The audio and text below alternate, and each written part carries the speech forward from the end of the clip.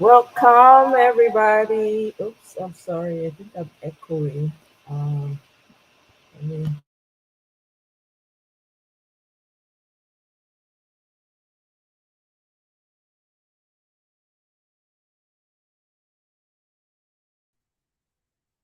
can you hear me now?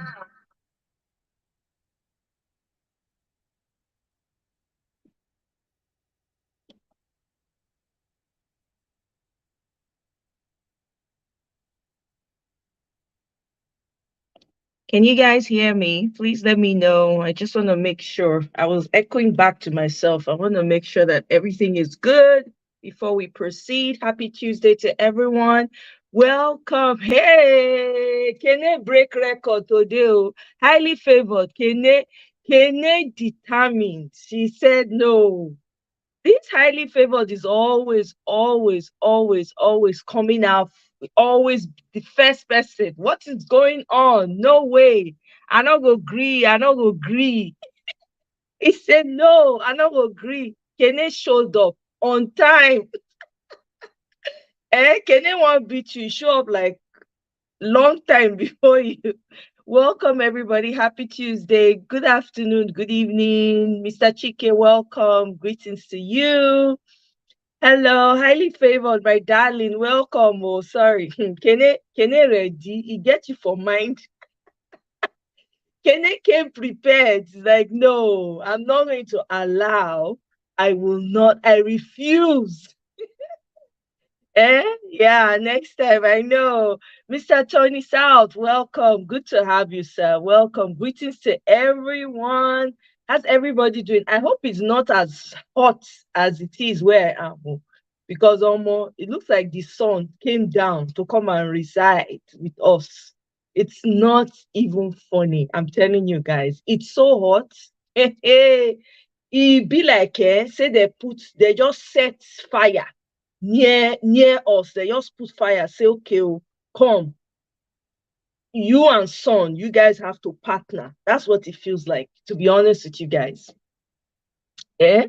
It's really hard. I hope it's not as hot as it is, oh, with you guys, wherever you are. It's 87 degrees. Oh my God. For me, it's like 100 and something degrees. It's so hot. It's very hot. Like in the past couple of days, actually, it's been pretty the weather has been pretty decent. It's been very windy. Even though the sun comes out, it hasn't been like fiery hot. It's been very windy, very you can take walks, you can run, you can jog, you can do everything. But I wanted to go outside today to go and take a walk early in the morning, like maybe 6 a.m. or so.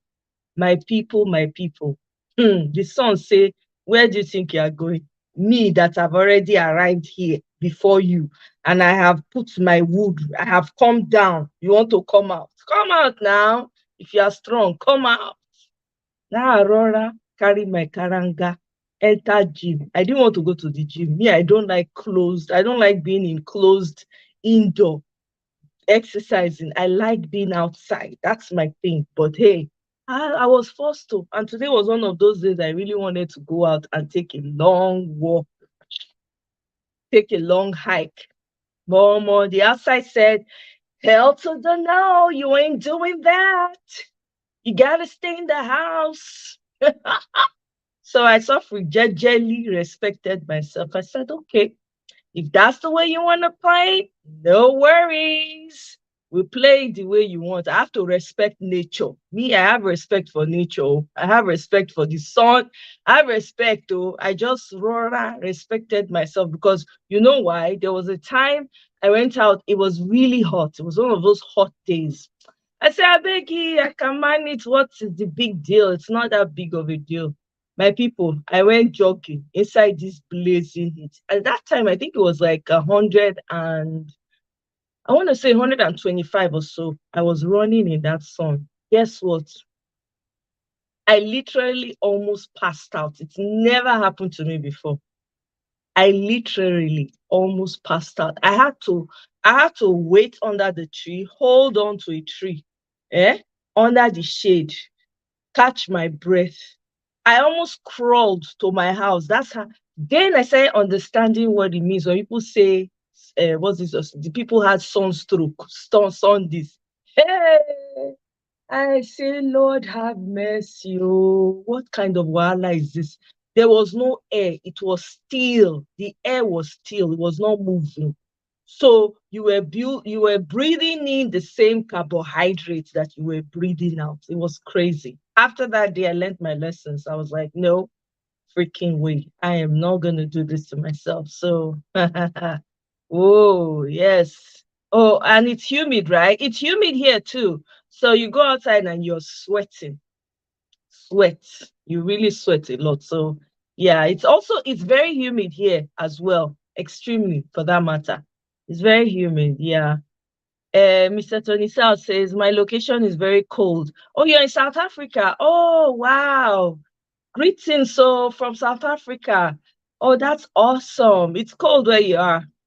That's awesome. Welcome. Oh, good to have you. I appreciate that calling in for joining us from South Africa. I hope what your South African brothers and sisters are taking good care of you.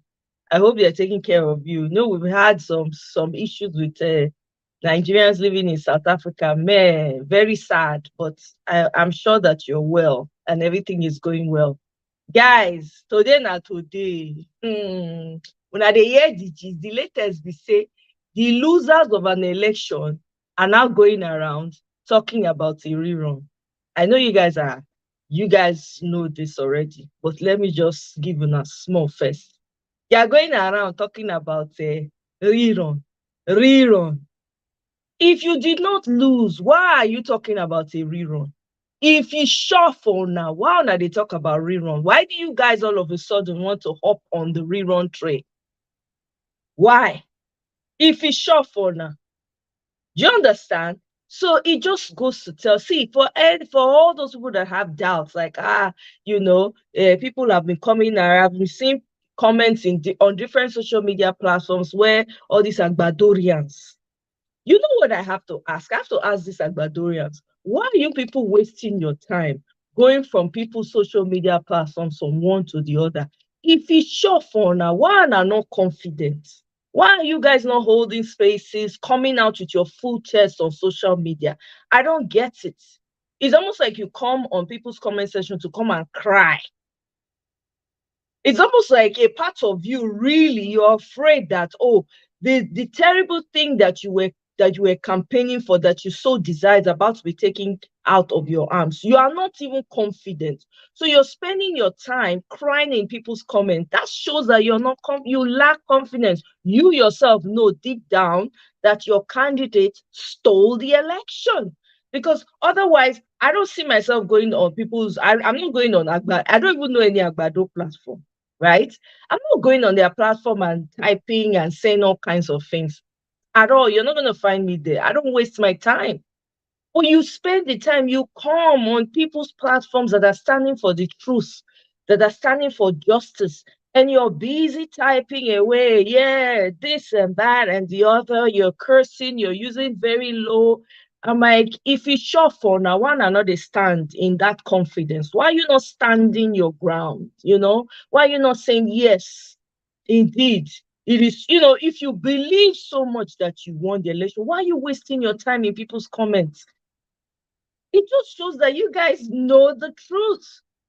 You don't understand. By commenting, by saying all kinds of things, by even insulting people, you're proving it over and over again that you yourself are not confident. That means you know deep down that that election was stolen from the people. That's why you're busy in people's comment section, busy cursing, using words that are not supposed to be used, doing all kinds of things.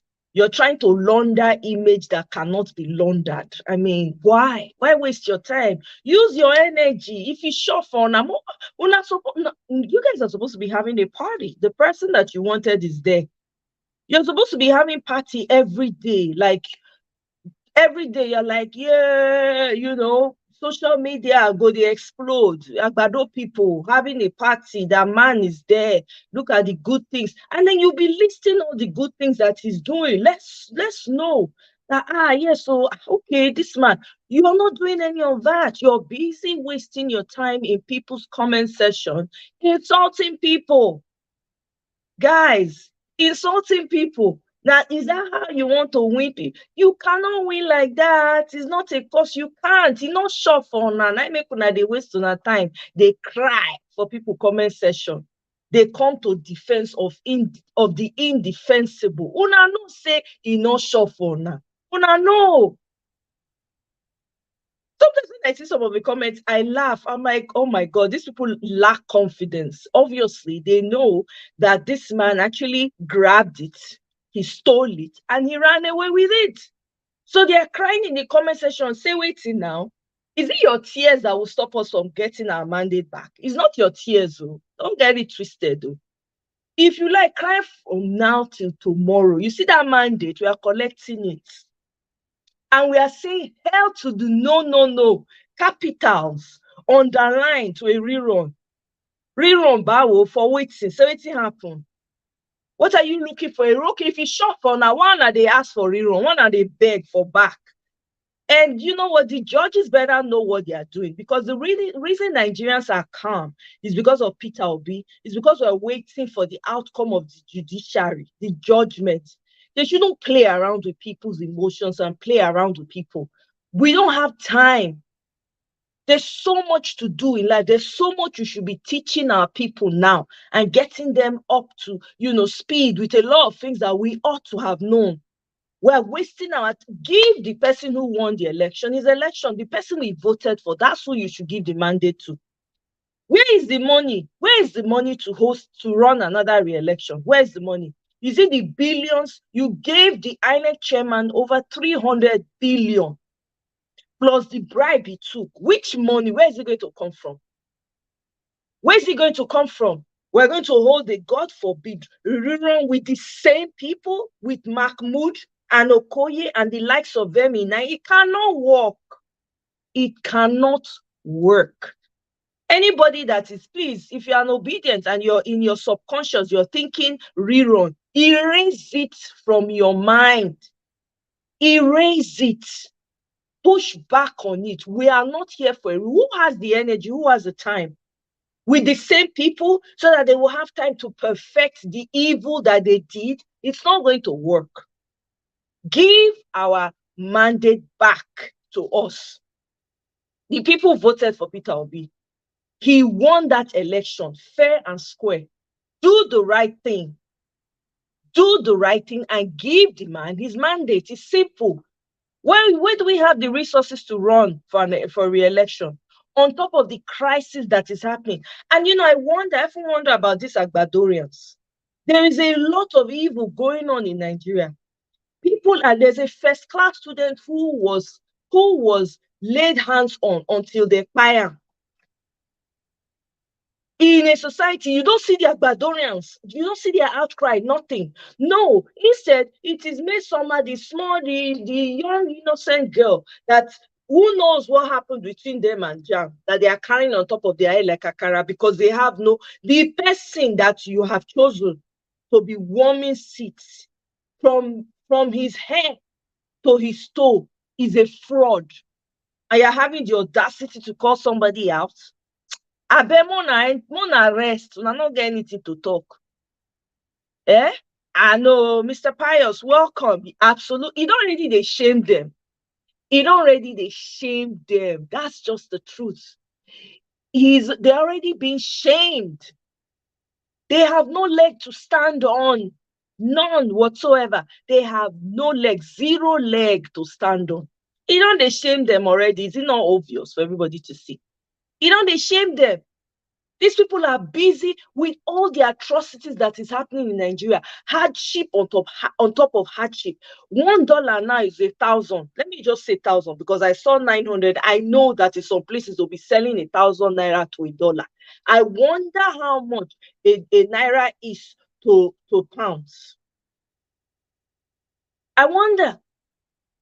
The things that you guys are supposed to show you that these people only care about themselves and this evil cannot continue in Nigeria. It cannot.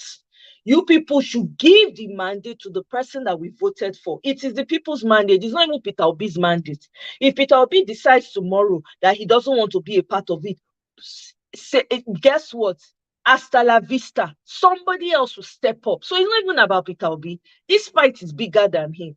We cannot continue to have a Nigeria that is so lopsided, where a few people think that it is only them that matter. Only them. They are the only citizens that matter. It's not going to work. You guys are slowly people have hit the brick wall in Nigeria. You've pushed them, pushed them, pushed them. Everybody's waiting. Waiting. People are waiting. They are waiting patiently. They are waiting for the judgment. If the judiciary like me, they do the right thing. If they like me, they not do the right thing. I'm telling you. If they like, may they do the right thing. If they like, may they not do the right thing. Now here we did. We go they look them. We go they look them with side eye. That being said, I'm going to take a quick break and then I'm going to play some videos and we'll take it from there.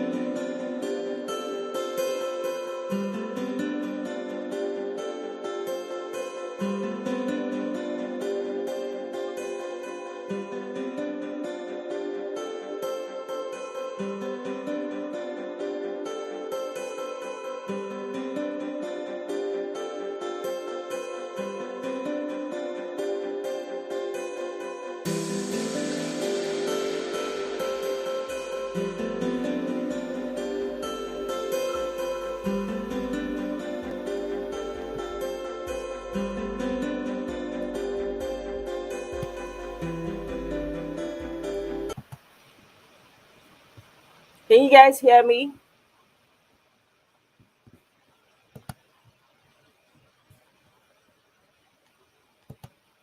Please let me know if you can hear me, guys.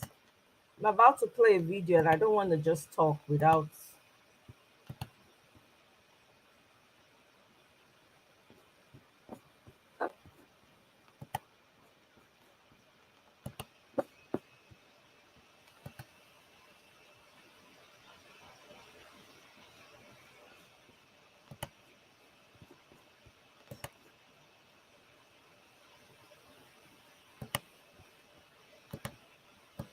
And so I was traveling. I had to come down from my vehicle. The Labour Party chairman telling party faithfuls not to be caught off guard because APC members are already planning a rerun election. This is not a surprise. When you look at the past, what they have done since being declared winner, you will see that they have been making the moves. It also gives credence to the rumors that some people approached the judges and they refused, saying that the evidence was just too much, that they can't do anything. Although these are just rumors, but sometimes some of these rumors are revealed by people on the inside. Apart from rumors, many people in the know, lawyers, and many people that are aware of the massive evidence in front of the Presidential Election Petition Tribunal judges, many of them believe that the verdict is heading towards an outright cancellation of the presidential election. Not that Peter Obi and the Labour Party did not submit enough evidence to prove that they won the election, but let's take it one by one. This Presidential Election Petition Tribunal is not like any other seen in Nigeria. This time around, maybe because of the involvement of technology, the evidence is just too massive. The petitioners, Labour Party and PDP, all provided evidence of substantial non-compliance by INEC in the conduct of the presidential election. And when they wrote this in their petition, many people were expecting that INEC would have come back charging and shouting, no, we did the right thing, we did this, we did that. But when you look at the witness statement of the only witness that INEC called against the Labour Party, the witness agreed with everything, all the accusations, everything the Labour Party said about the election. The witness agreed 100%. So it's no longer an allegation. The person you accused of doing something agreed with you 100%. So there's no doubt. The judges cannot be saying, this is hearsay, this is that, this is it, because the person you accused accepted your accusation in good faith. Let's see what the INEC witness said, because some people are saying missing the main issue. People are saying that INEC has the right to conduct the election any way they want, any type of collation that they choose. That one federal high court judgment before the election affirmed the right of INEC to conduct the election any way they want. That's not the main issue. Let's get back to what the INEC witness said in court. The INEC witness accepted that they did not upload the presidential election results. His reason being that there was an unexplained glitch that only affected presidential election results. That's by the side. This is already an acceptance that they did not follow the laydown procedure and the Electoral Act, which says that results must be uploaded immediately after vote counting and at the polling unit. Granted that the law says that collation can still be done with other copies of the results, not just the one uploaded on IREF. But there's one problem here. The drafters of the electoral law made this provision because they know that it is an election. There might be instances in some polling units where after the voting, the polling officer might experience network failure or other problems like thugs coming to the polling unit to disrupt the process. Yes, these kind of problems can occur that can genuinely prevent the upload of presidential election results. So the law made provisions for that. What the law didn't envisage is that about 70% of the results will not be uploaded on IREF before collation. This is where the INEC witness failed completely, because he also accepted while he was being cross-examined by the PDP counsel that only 31% of the results were uploaded on the IREF at the time INEC chairman Mahmoud Yakubu was announcing the winner. So what does this show? It shows that a greater percentage, a whopping 70% of the results were not uploaded. So collation of 70% of the presidential election results did not follow the laid down process of the law. This can only lead to one conclusion. This is not a matter of guesswork or how the judges will decide or this, that. This is in black and white. It can only lead to outright cancellation of the presidential election. When the law says upload results immediately after vote counting at the polling unit in order to protect the integrity of the will of the people, and you go ahead and fail to upload 70% of the results, it can only mean one thing. It is substantial violation of the provisions of the law. And that substantial violation can only lead to an outright cancellation of the election. Now, let's get back to why the judges at the Presidential Election Petition Tribunal will place the cancellation over declaring a winner in the person of P2B or someone else. This is because the foundation is already faulty. When the petitioners have proved that the election was conducted in gross violations of the electoral law and INEC regulations, nothing good can come out of it because it's the foundation. You cannot say that candidate A did not win because of the gross violations by INEC, and on the other hand, you say that candidate B can win based on the same election.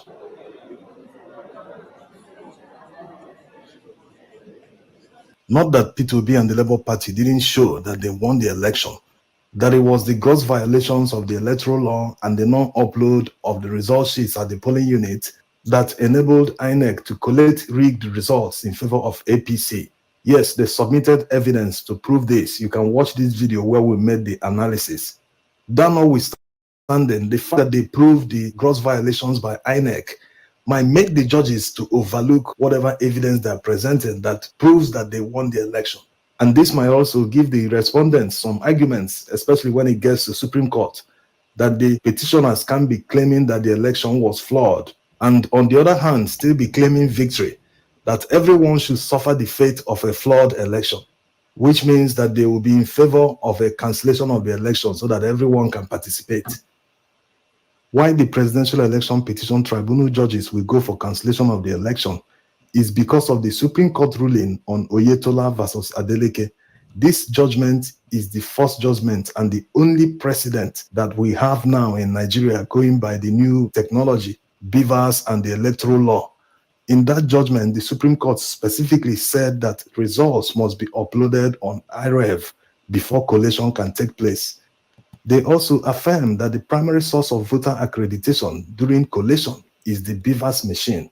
And looking at the massive overvoting from the BVAS report that INEC submitted, It means that the collation officers did not observe the rules during collation. So, based on all this, the judges might just cancel the election outright.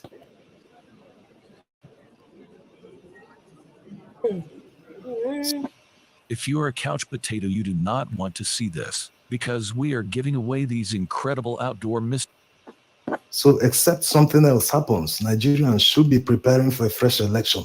And if truly Like the judges will cancel the election, they will still decide on other pleas by the petitioners, the issue of qualification of Tinubu, the issue of double nomination of Shetima. So if they return in the negative, that means they will all participate in the new election. But if they are disqualified, that means all the other parties, including Labour Party and PDP, will contest in the new election. It's a pity that it has to go this way because look at the billions that Nigeria wasted to conduct this election. And people wasted the money for nothing. They couldn't just follow due process. And they can't say they didn't follow due process for nothing. They must have done it out of interest or monetary influence from politicians. That's why anyone that eventually emerges the winner of the presidential election must make sure that all these INEC workers, from top to bottom, including politicians who influence them, must be brought to book because Nigeria cannot go through all this without people learning their lessons. People need to understand that the law must be upheld, that all actions have consequences. This will also deter people in the future from committing these kind of crimes. There's one more thing that people are genuinely worried about. The fact that people who didn't win an election are already in power, strategizing on how to win the next one in case the court cancels the election. Also, the fact that all INEC commissioners are still in their positions. So there's no proof that the new election will be done differently. Even during the last election, the APC wanted to use vote buying to win the election. But because of the Naira scarcity, they couldn't achieve much. Although they still sent SMS to people, some people were giving cards to scratch and all that, but it wasn't as effective as they wanted. That's why they changed strategy and involved INEC to prevent the upload of presidential election results. So, with them being in power, they have the opportunity to perfect the flaws of the last election. This time around, who knows what will happen?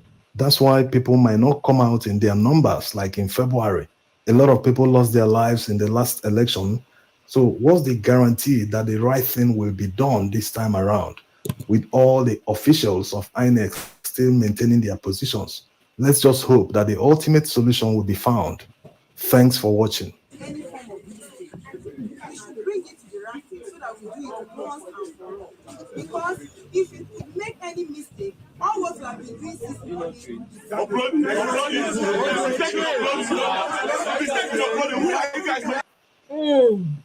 Hey, hey, impossible. Rerun báwo? Rerun fire all of them. Rerun for what? Is Rerun going to bring out the lives that were taken? Is it going to fix the people that were maimed? Is it going to is it going to return the money that was spent and the bribery, the amount of money that was given out? Which Rerun? How? How are they going to bring those same people out to come and vote? Look, Nigerians, say a huge no to Rerun. Tell them, say Rerun fire all of them. He fired them like thunder. Okay? Because if that happens, it's just going to give them the opportunity to perfect the evil that they started. Everybody should be shouting from the top of their lungs. If you have a social media platform and you are on the side of truth, justice, and fairness, you should be echoing it. Okay? You should be retweeting. You should be sharing. No to hell to the no, raise to power 1000 infinity to Rerun.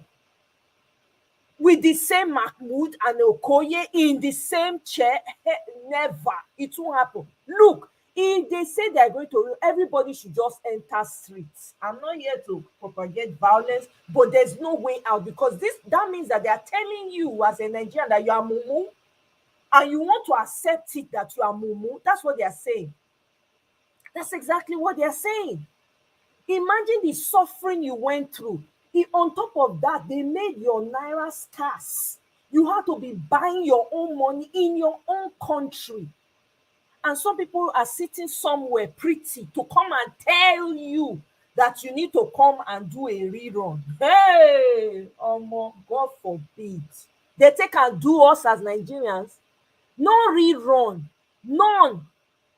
May they return the mandate of the people. The person when we vote for, now we want. We don't want anybody else. Eh? With the same people sitting down pretty so that they can perfect their act of evil. They better declare Obi. They just give am to Rami property. I'm telling you, no rerun. Rerun fire all of them. Rerun how? If there's even going to be a rerun, let me tell you, if we will entertain it the slightest way, Agbado cannot be a part of that rerun because he's been disqualified from that man's hair to his foot or his feet. Fraud. You don't know nothing about him. A drug baron? No way. He should first of all be disqualified completely, put aside. Whether they do that or not, everybody should be shouting, no rerun. No rerun. We don't want rerun. May they give us our property. May they give am to us.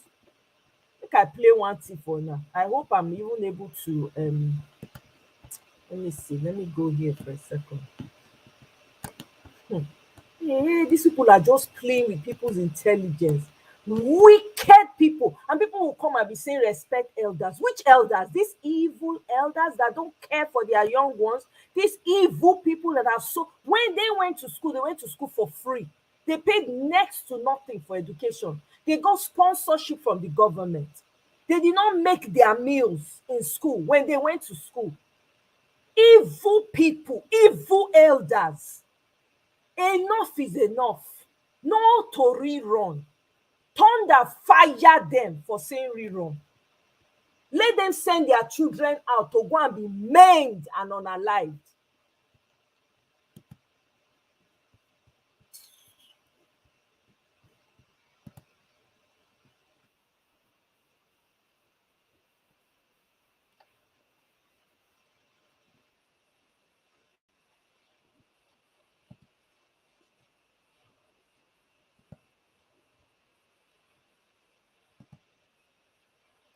Can you guys hear? Can you guys hear anything? Let me know.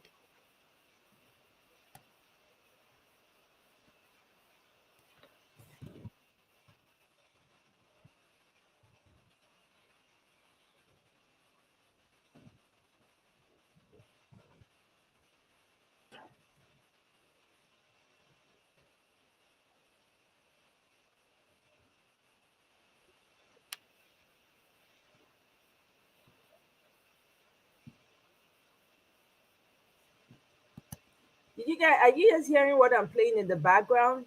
I just want to make sure you guys are hearing that. Can you hear what I'm playing in the background? I was playing something in the background. I want to make sure you guys hear it. Neka, my darling, welcome. Marriott, so good to see you guys. Okay, you guys are not here. Let me pull it up here. Okay, let me pull it up here.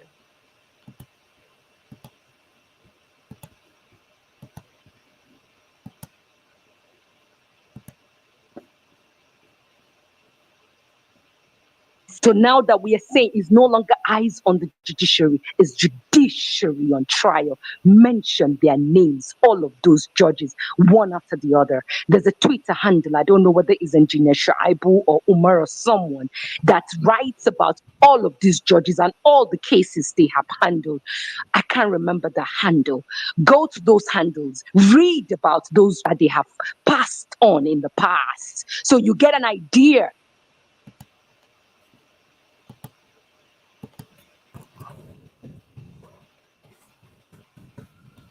Oh, these people don't come again. My sister, are you there? I think we lost All right. her. All right. Let me play 1 minute clip from Poju himself. He had done it. Somebody was just postulating things. So I think many of you have seen the clip, but it's good we play it again for people to listen to him. Then we'll come to a guy. I think Comrade has been here for the longest. Comrade, you go after this tape. If our sister comes back, she wraps up her submission, then we'll keep it going. All right, let's go. That's right. Before we leave the issue off the platform, tell me what you think was the major legacy of Platform 2016. I think Peter Obi's speech on wastage, I think, is one of the most powerful public speeches that have been given in the history of this country. What he explained there is the political ideology for anybody who wants to get into government. You know, when people want to aspire into political offices, what really carries you to that place is an ideology, which means this is what I'm going to do. You paint that picture to people. I think what he expressed is the future. You reckon that's why there was so much resonance with the people, both in the auditorium and... Yes. I think people were quite, first of all, people were, the fact that he had done it, I mean, if somebody was just postulating things, you know, as maybe like lecturer, people have said that, but he has been there, he suffered the consequence of doing that. I'm not saying he's perfect, right? And he didn't say that, right? But you could see that there was somebody in a particular direction. And I think that's commendable. The fact that he has done it. The fact that he has done it. Peter Obi has done everything he came out on his platform to, and that was the most powerful speech by any politician, according to Pastor Peju. And that speech was the future. I'm paraphrasing him. And that speech was the future. Down the line, some 8 years later, the future has come. Baba don't eat corn. You don't talk on that thing. Okay. It's well. Let me come to you, comrade. You have the space, my brother, in 4 minutes. Thank you. Yeah, thank you, Saddam. Yeah, and good evening, everyone. So that is all about what you play. It's all about the conformity experiments Jimmy talked about, and you will see them more on timeline. People like Aber Obeniti was saying he's back to Nigeria to enjoy. So that's the format that is in back to Nigeria to enjoy good government, blah blah blah blah blah. But that is, by the way, we know why they are doing that, because they are paranoid, they are rattled. You understand? Because there's every chances that Tinubu will be disqualified. So now, Section 134 of the 1999 Constitution listed all the grounds for qualification. And this man, Mr. Bola Ahmed Tinubu, practically ticked all these boxes. No caps. Okay, for the first time since 1999, the commencement of the Fourth Republic, a presidential candidate is ticking all, if not most, if not all of the boxes on the based on the ground for disqualification. Okay, so and when we talk of disqualification, you see, election petition is akin to a civil case where you don't need to prove beyond reasonable doubt. You just have to prove that on the balance of probability, it is more likely than not that this thing happened. You understand? And the petitioner had proven beyond reasonable doubt, but however, all they needed to prove is on the balance of probability. Okay, so I don't think it is in doubt. So, but however, there are some landmark cases, okay, whereby the Supreme Court, the Appeal Court, they cannot run away from it. Okay, now for the case Leon versus this other PDP guy, Joye, okay, 2020, that was all about forgery. You understand? Wrong information submitted to INEC. So that case was so simple that that case ended before they could even swear the guy in, and that guy was disqualified. The certificate of return was withdrawn from him and given to the next guy. That was how open short that case was. And that is the same case Tinubu is facing today. Then I think it was well-meaning Nigeria that cited the Mohammed Abacha versus FG case.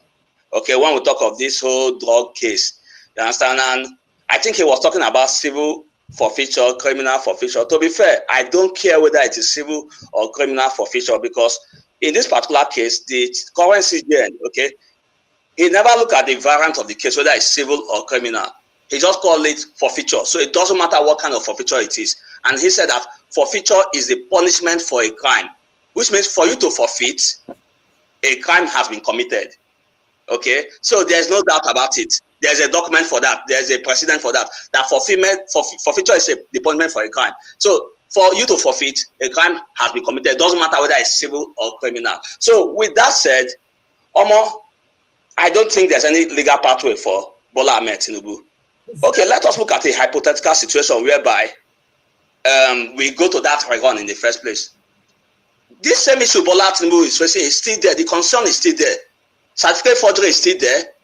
You cannot unsubmit what you've submitted to INEC. You cannot unforge what you forged. So before that Rerun, I will be talking about disqualifying Tinubu, and after that Rerun, I will still go to court again to disqualify Bola Ahmed Tinubu. So it's like it will become a cyclical process. Then we go to court again, we come out to do another Rerun. So if the judiciary decide to say Rerun, that would be a nonsensical idea. It would be bereft of any logic. And I don't think they should do that, you understand, because it doesn't make sense. It is nonsensical. So if they do that, they will just put us in a whole cycle, because we'll still go to court again to litigate this certificate forgery and all Chetima double nomination, and we'll still call for that disqualification again in the long run. So I don't want to go for, so you see why it doesn't make sense. Yeah, thank you. Thank you very much, my brother. I think you have just made ample sense in this. There is no point, except if you call for rerun. Rerun with who?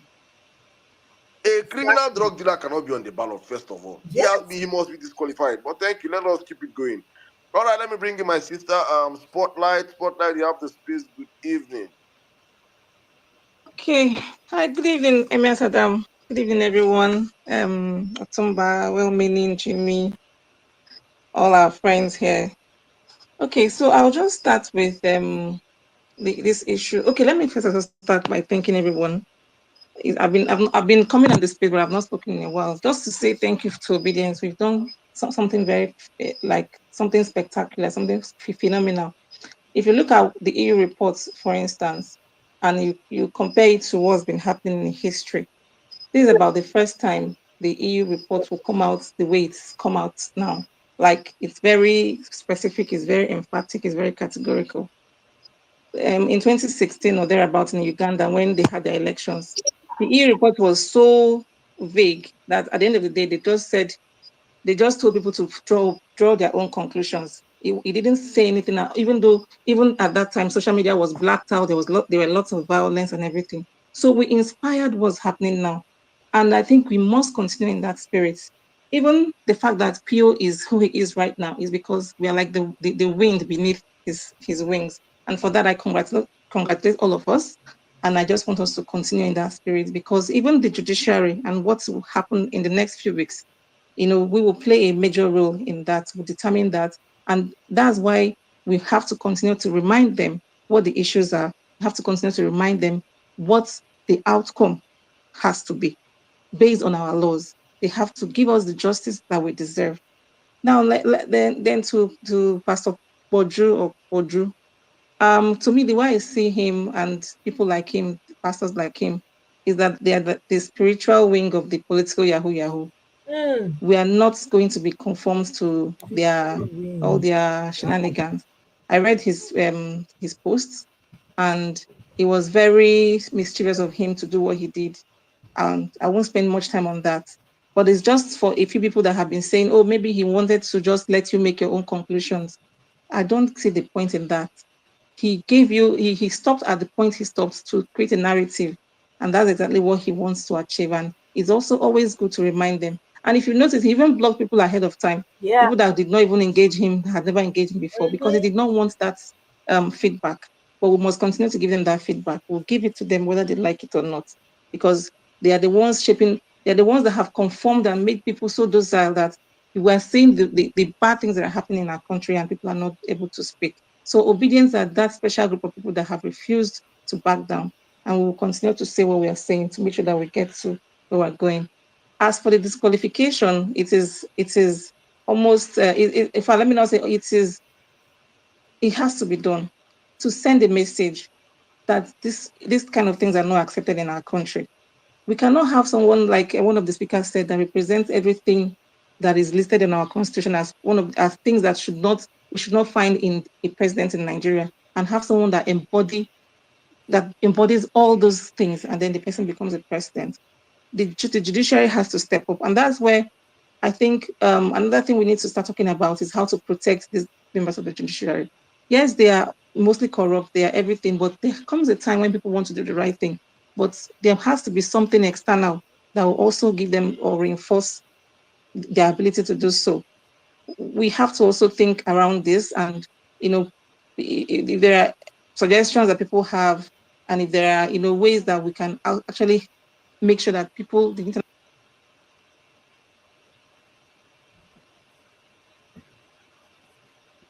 justice that we deserve, because we're in a very desperate time, and they just have to. We know that protection is very key. So there's something I noticed. Okay, so MS Adam, with the wording of this space, I don't want us to lose. I saw that we named it Papa and Mesoma. I like the way it sounds, but I don't want us to miss out on the symbolism. Let us not, deflect from Tinubu. He is the he's the embodiment of these crimes. I think we should always use his name. You understand, so that we do not kind of water it down or change the symbolism from him to someone less relevant to the whole scheme of things. And then lastly, MS Adam, we have to have that conversation around what's happening in Nigerian spa, the middle belt, all these killings, like we've noted here, they are mostly linked to the activities of foreign nationals like the Chinese. Exactly. There's a report that is on the Jumbotron from an interview that was done with the governor of Nasarawa State yesterday, and he clearly admitted it, that yes, the Chinese are illegally mining lithium in Nasarawa State, and all these clashes, many of them are linked to maybe two companies getting the same acreage, and then they go there, and then the locals are even fighting for them because they are mostly illiterate people that have been paid off. So it's a space that we have to actually educate these guys about what's happening to them. So I don't know how we'll have to propagate it to the people that really need to hear it, but the more we talk about it, the more people get to hear what's happening. And if we link it to the story that NTA broke a few days ago about the earth mapping that the Chinese are planning to do, we see how widespread, how pervasive these people's plans really are, because they're not just mining, looking at like off plan. They want to actually make this a very large scale operation, and it's really scary when we think about it in terms of the kind of leadership that we have currently, how compromised they are. That's why we must hurry up to bring in PO, a leadership that actually cares for the people, So that's just about what I want to say. And then again, just to remind us that we will not take our eyes off the ball. I think that we've been doing so great so far, and then we just have to continue to amplify what we are saying here, talking to each other and all of that. Thank you very much. I yield. Thank you very much, my sister. Thank you very much. Thank you. All the points noted. I just wanted to add to what you said about the judiciary. We have said on the platform so many times that the judiciary should understand that we, the greatest protection they can get is the people. And we have said that all their sins, all their past sins, all the bribery, all the corruption, all the nude pictures, nude videos, Bola Ahmed Tinubu and co and sons have against them, when they release it, we are going to we grab any forgive blog open and them. we'll go delete them for the blog. They are protected. Any blackmail that they are bringing against people, I'll tell people, say, look at this. If you do not give us victory, if he bribe you people, collect the money. In fact, even collect the bribe itself and give Nigerians justice. The day you announce Bola Ahmed Tinubu is no longer president, we in our millions we will march to Aso Rock and pursue him. We want to even march now, as they do us our body. We want to march now. Just do what is right. We will drive him, and they are not up to 10,000. There's a reason why P2B won across all the military installments in the country, across all the police barracks in the country. There's a reason why. Even the military are not in support of these criminals. Everybody is tired of them. These 1%ers. So the judiciaries are protected. When they will feel the heat is when they do what is wrong. They are closest to us. The heat will start from their homes. So it's better they do the right thing and them they blackmail. Nobody today will begin seeing new picture. Highest thing they say when I get pot belly, they say, see that man big pot belly, and say, see the small girl when they sleep. That is the highest thing they will say, judiciary. What else? Who then didn't we catch Ganduje with videos with dollars, stuffing dollar in his pocket? Is Ganduje not going to be a minister in this criminals cabinet? Ataya. They don't have shame. So not even whatever they want to blackmail you guys with, there's nothing, not even worry yourself. We will protect people. Just do what is right for Nigerians. Thank you. All right, let me. Saddam, 10 seconds. Let me add to that. You know, Go on, bro. N6 says something about plata el plomo, which is silver or lead, which is money or bullet. I came across a video to make a simple illustration of that, and Spotlight hit the nail on the head that most of these people might actually be in a situation whereby they're being blackmailed, they are being threatened. I put it up on the Jumbotron. It's a short clip, around 2 minutes to 3 minutes of what's it called? Escobar. It's a series, but in form of a movie to explain, to give a vivid, dramatic illustration of how these people work. It was trying to smuggle in drugs into a particular, community, and the people that blocked him, they are new set of police. They are not the regular police. They are like the FBI. They don't take bribes. This guy stood in front of them and he mentioned each and every single one of their names, and they've never met before. He mentioned their names, he mentioned their daughters' names, he mentioned their mother's name, and he told them the situation they're having right now. One's mother is in the hospital, and he was threatening them based on that. Simply because of that, they let him go. But these were determined men that they wanted to uphold the law, they wanted to do the right thing, but they were caught in the corner with a drug lord. It's on the Jumbotron. People could look at it and understand the kind of people we're dealing with. Back to you, Saddam. Yeah, thank you very much, my brother. Thank you. All right, let's move on with the conversation. I think we'll take a guy right now, then I'll come to you, my sister.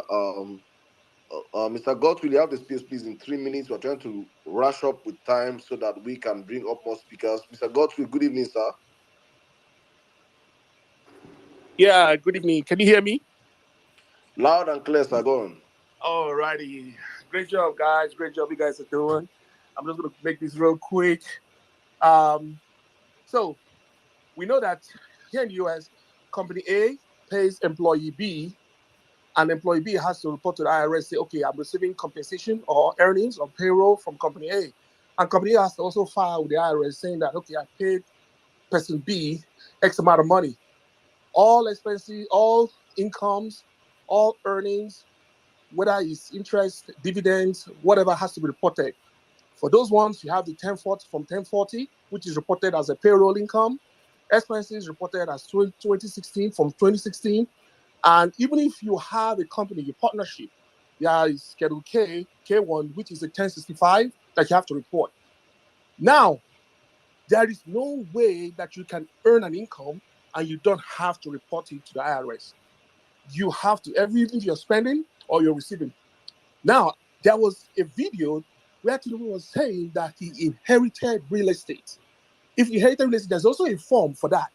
That's where he made his money. So the point I'm making is this. We knew that there has been times where Festus Keyamo has been on TV claiming that the forfeiture was due to a so-called tax issue that he has. Let me tell you something about the US. If you evade tax, if you don't pay your taxes, that is a criminal felony on its own, and it's punishable by not less than 3 years in prison. Wesley Snipes, who is much richer than Bola Tinubu, actually, way back then, actually was sent to prison for 3 years for tax evasion. So the point is that no matter what the situation is, this guy was supposed to have reported his taxes, reported his earnings, and he claimed that it was inherited, that means that no matter what the situation is, he committed a crime, a felony crime, a federal crime here in the US, whether it's through proceeds from narcotics or tax evasion, whichever you look at it, he committed a crime and it was a felonious crime.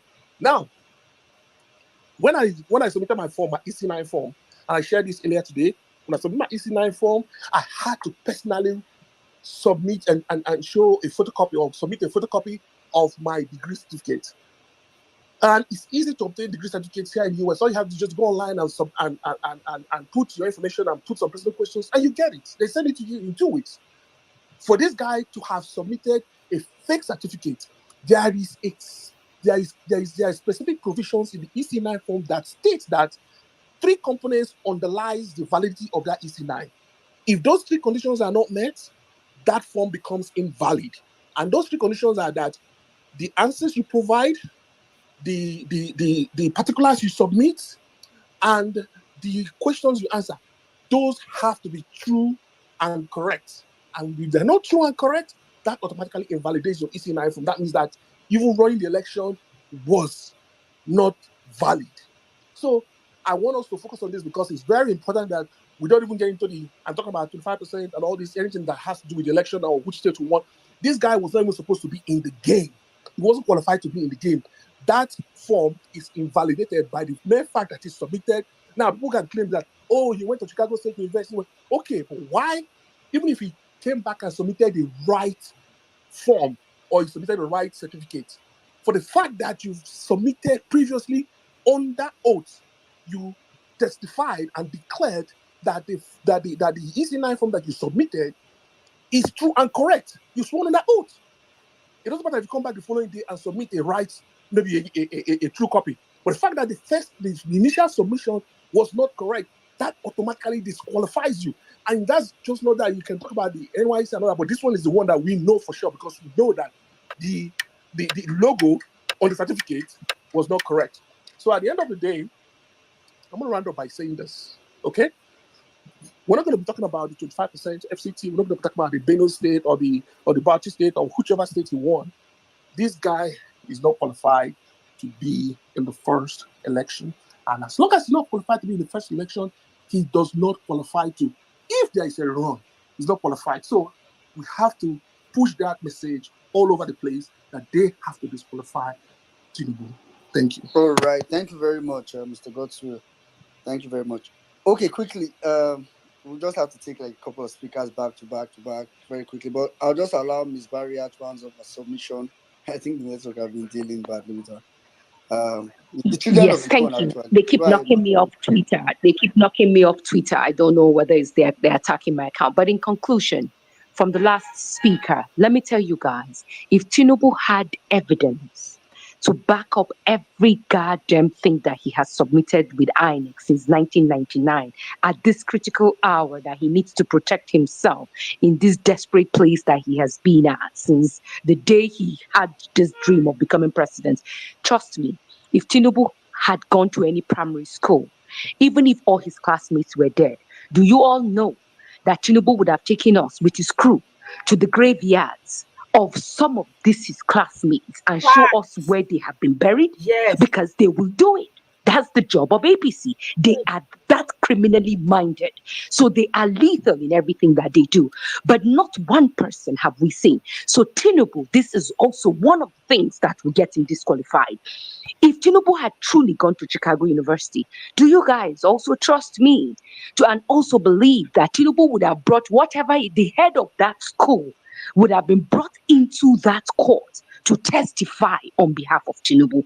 All the things that NYSC, Tinubu would have gone for the heads of those public institutions and we would have seen them live in courts because he doesn't play small.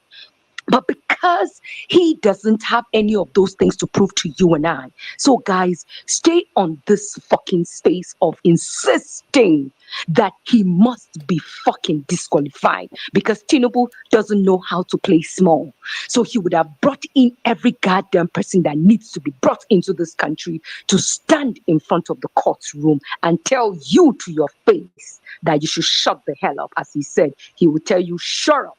he would have told us to shut up Mhm. because this is his school principal, primary school classmates, where they died, they are buried. This is Chicago University. This is NYSC. They would have brought those evidences, but none of that was presented all through this hearing. Obedience. We won an election. We proved to the court that we won an election. We did. Our witnesses did great. You all are doing great. Sarah, distinguished field marshal, UC Maxwell, real level bests, Miss Pels, William, well-meaning Nigerian. I love you. I can't wait to meet with you. Well done. We are all lawyers now. We are everything. We are all INEC people. We are all everything. We won an election. Tinubu, stand your ground. Do not be discouraged. Do not have any iota of fear or doubt in your mind. Every day you wake up, please, 5 to 10 tweets. Just write, even if it's just one line, hashtag disqualify Tinubu now, or Tinubu must be disqualified. Not one proof that they give us on the man, Tinubu. As it stands, we don't know whether he is a ghost or the representative of the man who was sent out of heaven by the Almighty. He has probably taken a human form, and we have no idea, but he's representing that person right now. Stand your ground.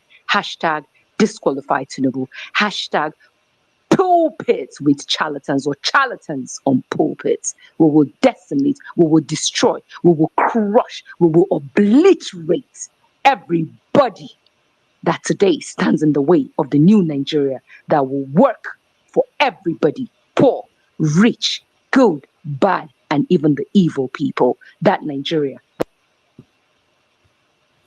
that will work and give us the enabling environment to all thrive. Thank you all. God bless you all. You all have etched your names in gold. And trust me, we will witness this new Nigeria that we come here every day to speak about. A new idea has been born, and this time has come for this new Nigeria. It is possible. God bless you all. I love you. I yield my mic. Thank you. So we're going to leave that for now. If anybody wants to go and catch up, you can. If you're on Twitter, you can go catch up with it. There was a particular portion of the video. Unfortunately, I'm not able to rewind it for some reason. I don't know. There was a particular couple of speeches that I wanted to share with you guys, but maybe later on at some point, perhaps I would be able to rewind and share those very vital, salient points that were put across during this space. Because they made some very, very, very crucial points. I'm telling you, man, I was like, wow, because this fight that we are fighting, let's not take it for granted. These people think that it's going to be as usual. Nigerians, we they quick forgive, we they quick forget.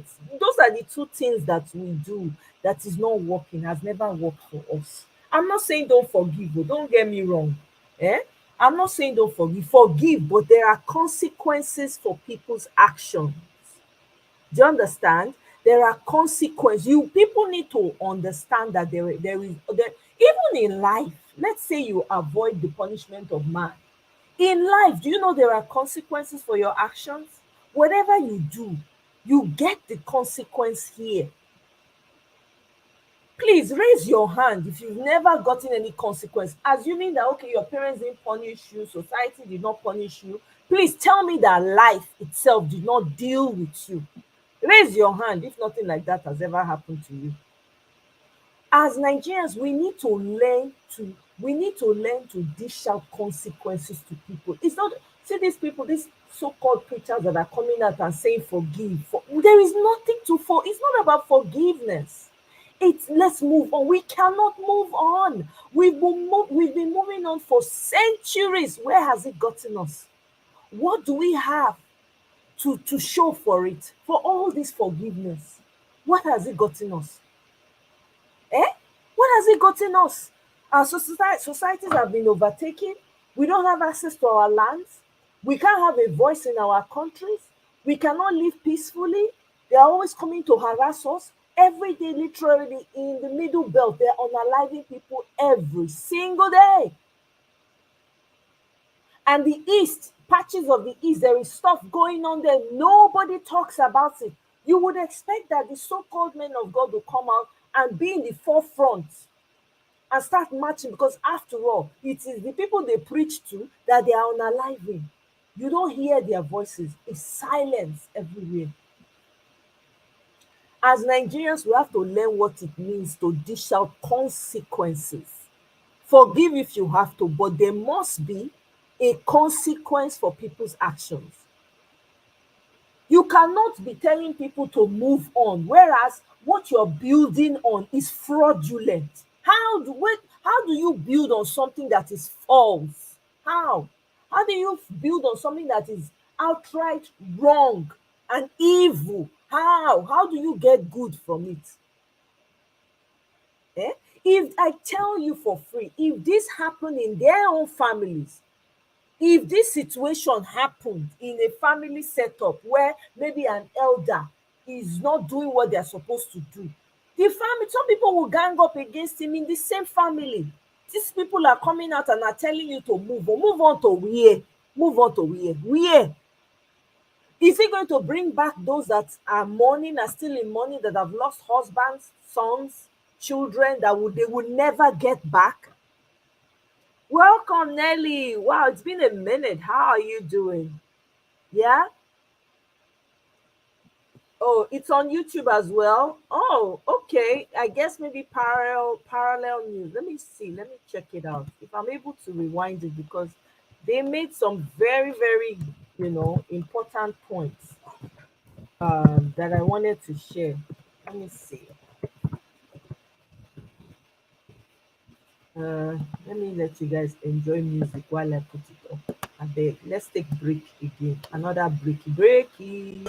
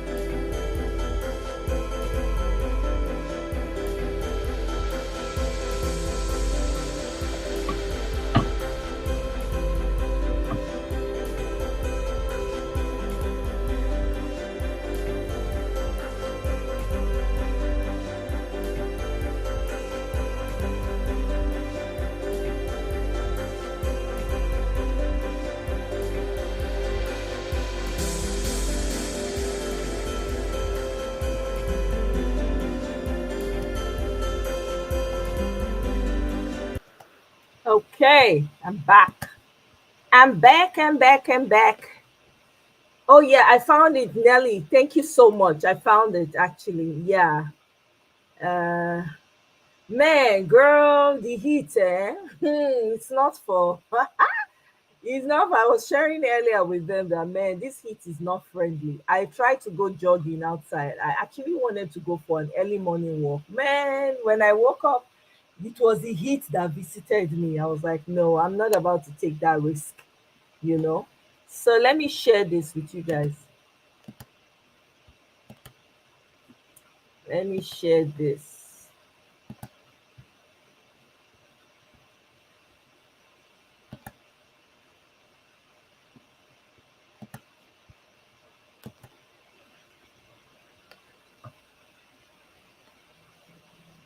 Okay.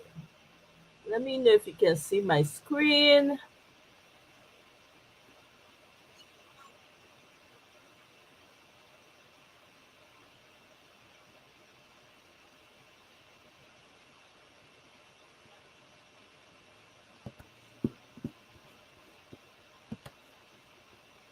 Man or a woman of integrity. Those people that don't have integrity will come around. They will batter you. They will flog you with the fact that they don't have integrity. They have none. They is always right, no matter how is taking bold steps, bold actions. What got him there was not legitimate. The process. Value your integrity. If you're They want to destroy the country. They want to destroy the country because we're already in hellfire already. There's no comfort zone. You can feel the effect of the man administration of the man already. There is no comfort zone. There is no sitting on the fence. There is no.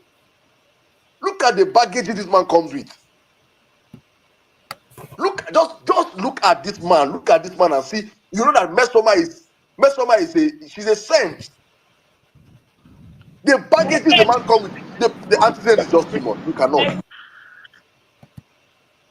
So please, guys, please, it's very, very, very important why we have to discuss this stuff. All right, let me circle right now to you, Jimmy. I don't know, Tumba, if you're free, let me know. But if you're not, Jimmy, you can come in right now. What's up, Saddam? Matumba, well meaning. People, obedience. God bless you. Welcome, welcome, welcome, welcome. Another beautiful violent space. The Tuesday edition. I'm gonna be brief, okay? And see, obedience. If you have value and you spend that value very well, you will understand that we won this election clean and clear. That being said, if you now value your integrity, if you're someone of substance and you're a man or woman of integrity, if you value your integrity, then be prepared to take a beating from those people that do not have integrity. Because every single time you stand out to show them you're a man or a woman of integrity, those people that don't have integrity will come around. They will batter you. They will flog you with the fact that they don't have integrity. They have none. They lack it. Obedient. Always do the right thing. You will never regret it. What we are doing right now, it is the right thing. Doing the right thing is not easy at all. I want you to know that for a fact. It is not easy. Sometimes it is as hard as anything. But, but just remember that doing the right thing is always right, no matter how hard it is. I know it is the right thing. That's why I cut off friends, PDP, APC. I cut them off because I know it's the right thing. I'm on the right track. I don't want to be derailed. That's the reason why I cut relationship for now with my parents because it's affecting what I know that has to do with the right thing. No matter who it is, as long as you're on the right side of history, do not be derailed. Do not be distracted. A lot of conformity experiments is going on right now in Nigeria. You see radio station presenters telling you Tinubu is working. The Ingige paradox is working all over them. That is exactly what is doing them right now. Ingige paradox is what is going on with them. Do you see how he's sacking these? Do you see how he's taking out these people? Do you see how he's taking bold steps, bold actions? What got him there was not legitimate. The process that got him there in the first place is not the right process. So no matter whatever it is he does, he is not the legitimate president of that country. And he will never be. There will be no rerun. There will never be no rerun. On what grounds? On what basis? After disqualify, we don't want him. He doesn't have what it takes to be the president of the Federal Republic of Nigeria. He was selected by Yakubu. Why they Yakubu? Yakubu ade ṣẹ̀wọ̀n. Ó máa ṣẹ̀wọ̀n, ó máa pẹ́ lọ́wọ́ bí ọ̀bọ. Yakubu is still going to go to jail. If you're listening, or if you know him, cut out this part and send. He will go to jail. We are not joking. This is not a joke. This is not a joke. A lot of us, we come out every single day. We tweet about this. We talk about this every single day. You stole from us, and we want what is ours. We want it back. We want it back. Yes. The car you stole from us, you don't pimp them. You dey drive them around. Mba. It is ours. Give it back to us. We want to get it back legally. That is what we are doing. But we are here. Our duty is here to remind people every single bloody day. No rerun. We can allow recounts. You guys can recount the whole damn vote. We can allow that. No fucking rerun. Mbo, Obedient, do you think you can win with these guys? I lie. Do you think you can win an election or rerun with these guys? It's not gonna work. The moment they declare rerun, yes, so hit the fucking street. That's a miscarriage of judgment, miscarriage of justice. Because on every ground, this man is meant to be disqualified. On every ground. A couple of hours ago, I saw a news. Stella Udua arraigned to court. Guess for what? For tendering fake NYSC certificates. Are we mad in that country? And yet, you have someone that claims to be the interim president of that country. Doesn't even have a certificate.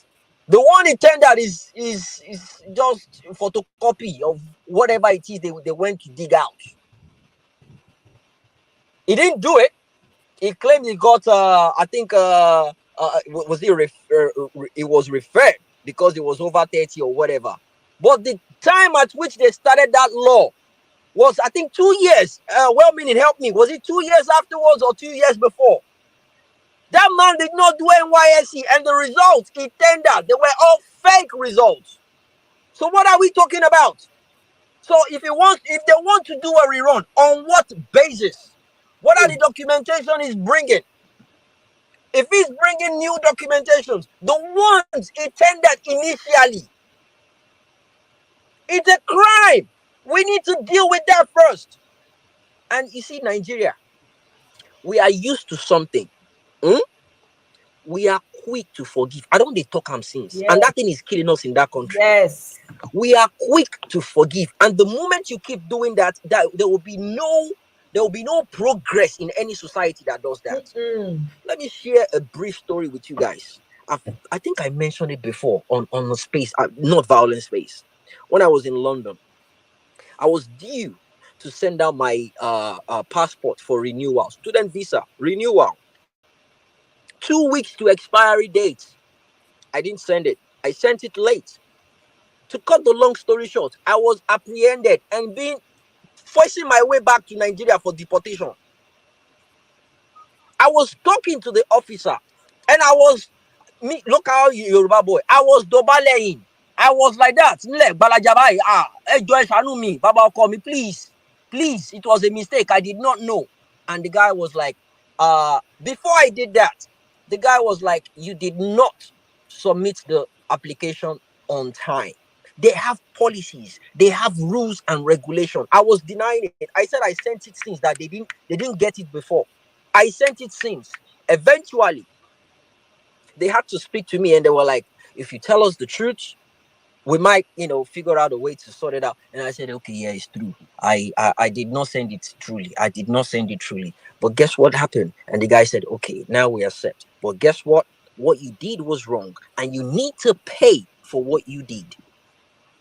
Eventually, I was facing deportation, but I had two options. He helped me out simply because I told him the truth. He told me if I could actually pay for my own ticket back to Nigeria, then it's not a deportation. It's called voluntary leave, which I did. See, for every action, there is an equal reaction. You need to pay for that. Till I die, I will never make that mistake again in my life. I've been taught the lesson the hard fucking way. When the guy told me it was a bait, he said, please, just be honest with us and we will handle these like, mature people. And I said, okay, yeah, I don't agree. I submitted it late. And the guy was like, yes, we accept. And we're still sending you back. Now that time I can't demonstrate, say, hey, Joe, hey, Dakun, my buy me, Joe, they don't send me. I was lying down there. They were doing their own duty because they have a process. They have a law that states if you do this, you face that. So I was wasting my time on the ground. No matter how little it is, when you do the crime, you need to do the fucking time. So if all these politicians comes and they tell you, we didn't know, forgive us. Before you get that forgiveness, you need to pay for what you did. When they pay for what they do or what they've done, people about to do it, they will know, they will learn that this was what happened. But the moment you start forgiving them, I will do it based on the fact that I know you guys will forgive me later on. Society it will real. Guys, learn to keep malice. Learn to hold people accountable for whatever it is they do. It is paramount. That is what is keeping all this Western world ahead. No matter how, if you pass a traffic light and the cameras, who you won't go follow talk, you will pay. And next time, you will check your speed limit when you're driving. A decent society that works. That being said, our Lordship, please, don't let the past blackmail you into ruining the beautiful future of that country. I repeat, don't let the past blackmail the beautiful future of that country. The decision you make will either destroy that country to the ground, right? Or rebuild that country. We have two empty walls now. One is for the bad and the good. You choose where you want your names to be written. In gold, it is up to you. Pastor Boju, Oyemade, Esa, Etin Shiri. Etin Shiri. Orienti Buru. You are nothing but a god of man. You are an hypocrite. Listen, I don't care who you are. As long as you're not doing the right thing as you claim to be a man of God, you're not. You're God of man. And for the record, we don't just go after people randomly. When you come out, you talk nonsense, you go collect. That is the level we are at right now because we've been docile. We've been kept quiet for a very long time. Don't talk. Man of God. Your elders will need that. What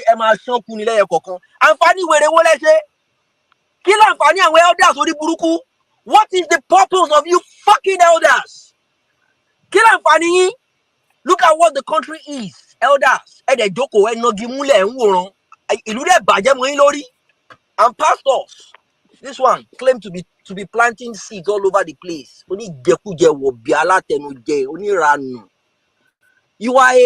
You are a man. That man is so petty, and he had the guts.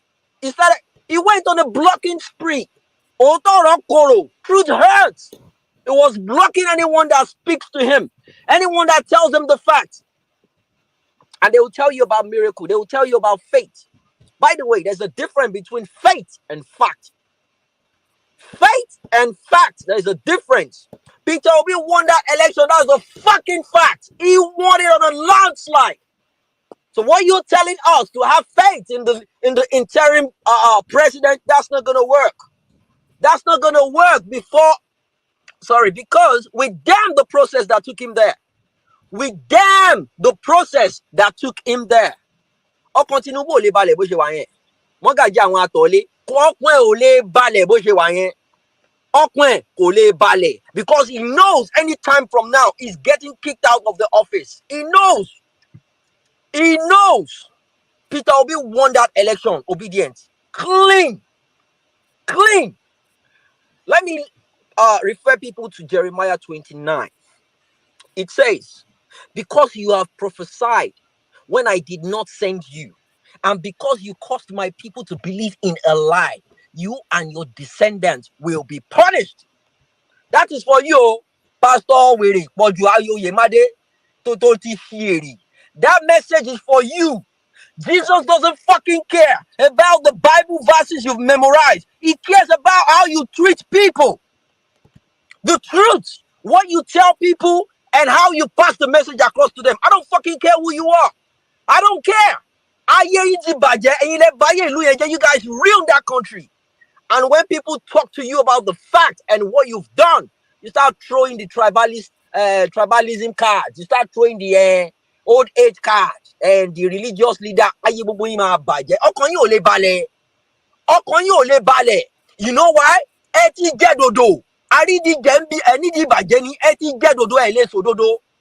Because of what you've collected.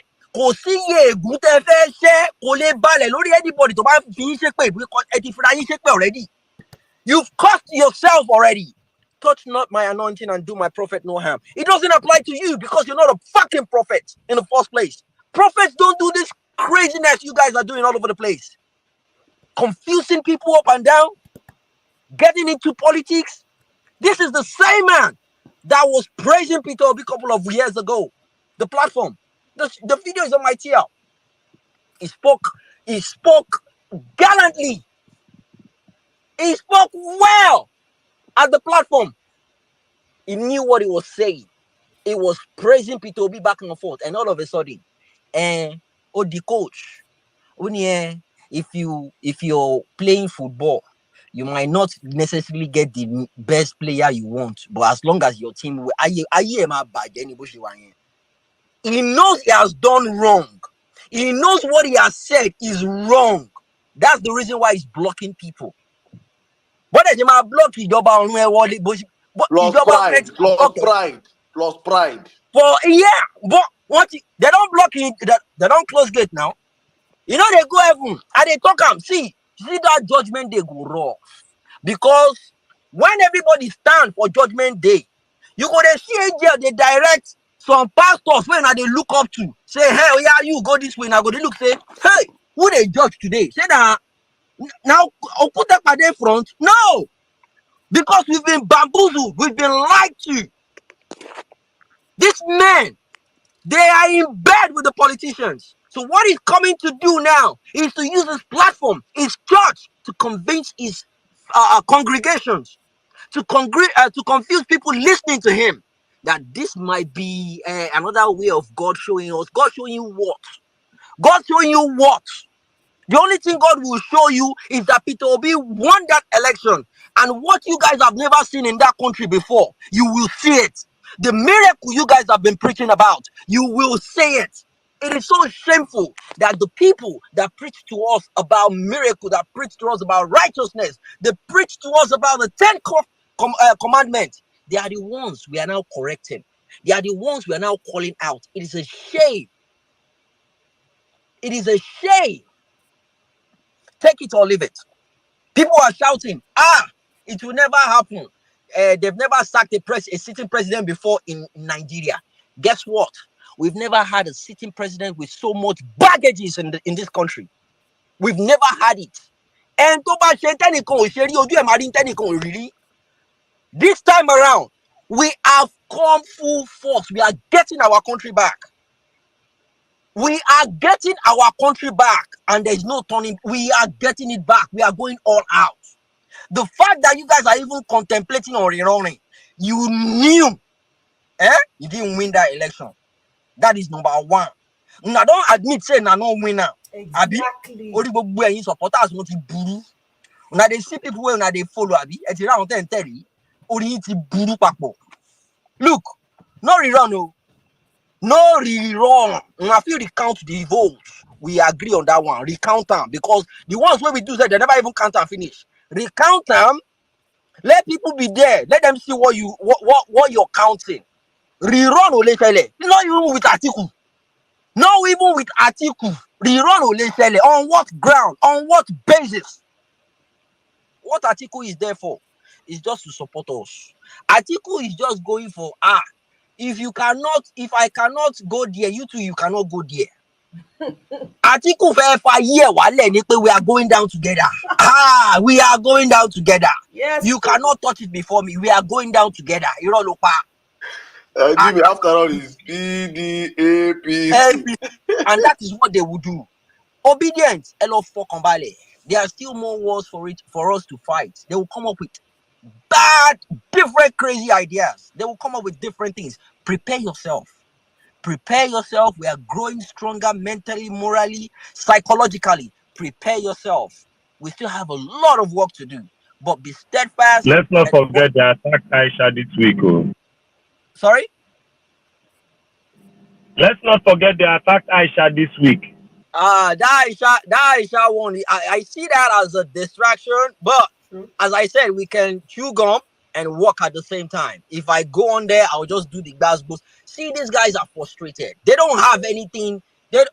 At the point in time, I was considering unblocking some people just to have the gas boost. But no, they are nowhere to be found. These guys, they don't even have money to buy data like before. He don't read for that country. He don't read. You hear what happen? People don't go they carry the runway light for airport. They don't go they sell them. They go still sell plane with data mark. They work. Then go sell plane with data mark. Hey. People are beginning to sell their children. They don't they say they are picking now. I don't they talk them since. My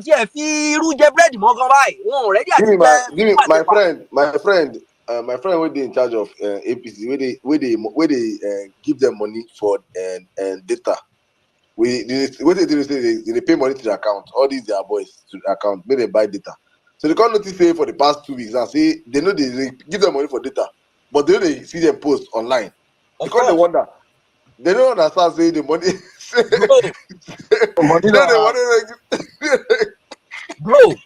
They don't convert the money. Boys don't buy data anymore. So that time he say from next week, say they're not going to give them money for data. They say they're going to send them data for phone. Say because they don't notice say that money they give them. Say they use and chop. Say they have to send them data now. So make them they do and they go. Make them they do and they go. They go see where you go hand them. Then carry one idiot to come station. That one they talk say, the subsidy removal is tough on people, but they should understand that Asiwaju is a leader. He's working on so many things. They want to start working on electric vehicles now. They want to start bringing Emma went to the TV. Say Asiwaju is always at the front. He's thinking ahead. He wants to bring electric vehicle. With what? With which generator? Nina. And some people are like, yes, it's been innovative, clean energy.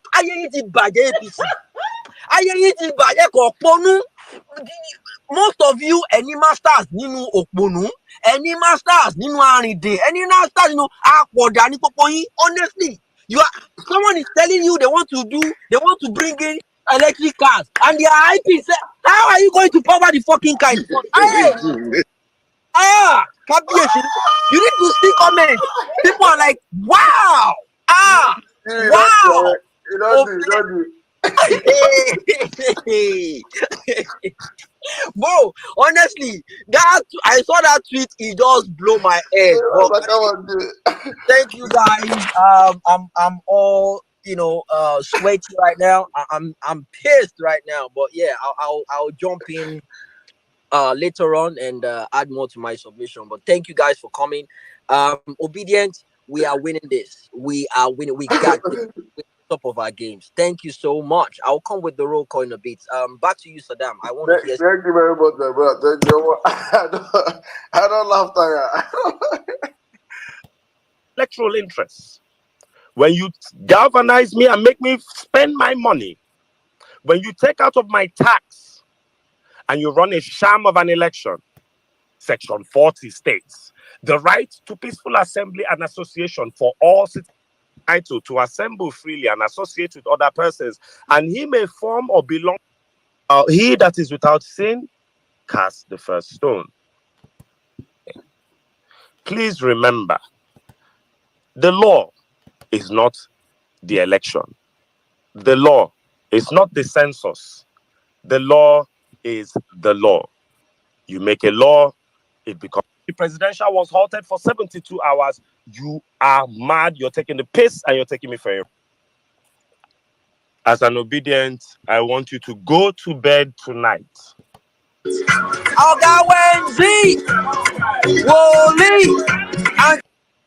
Wahala record. Wahala record. 80 names in total. 80 names.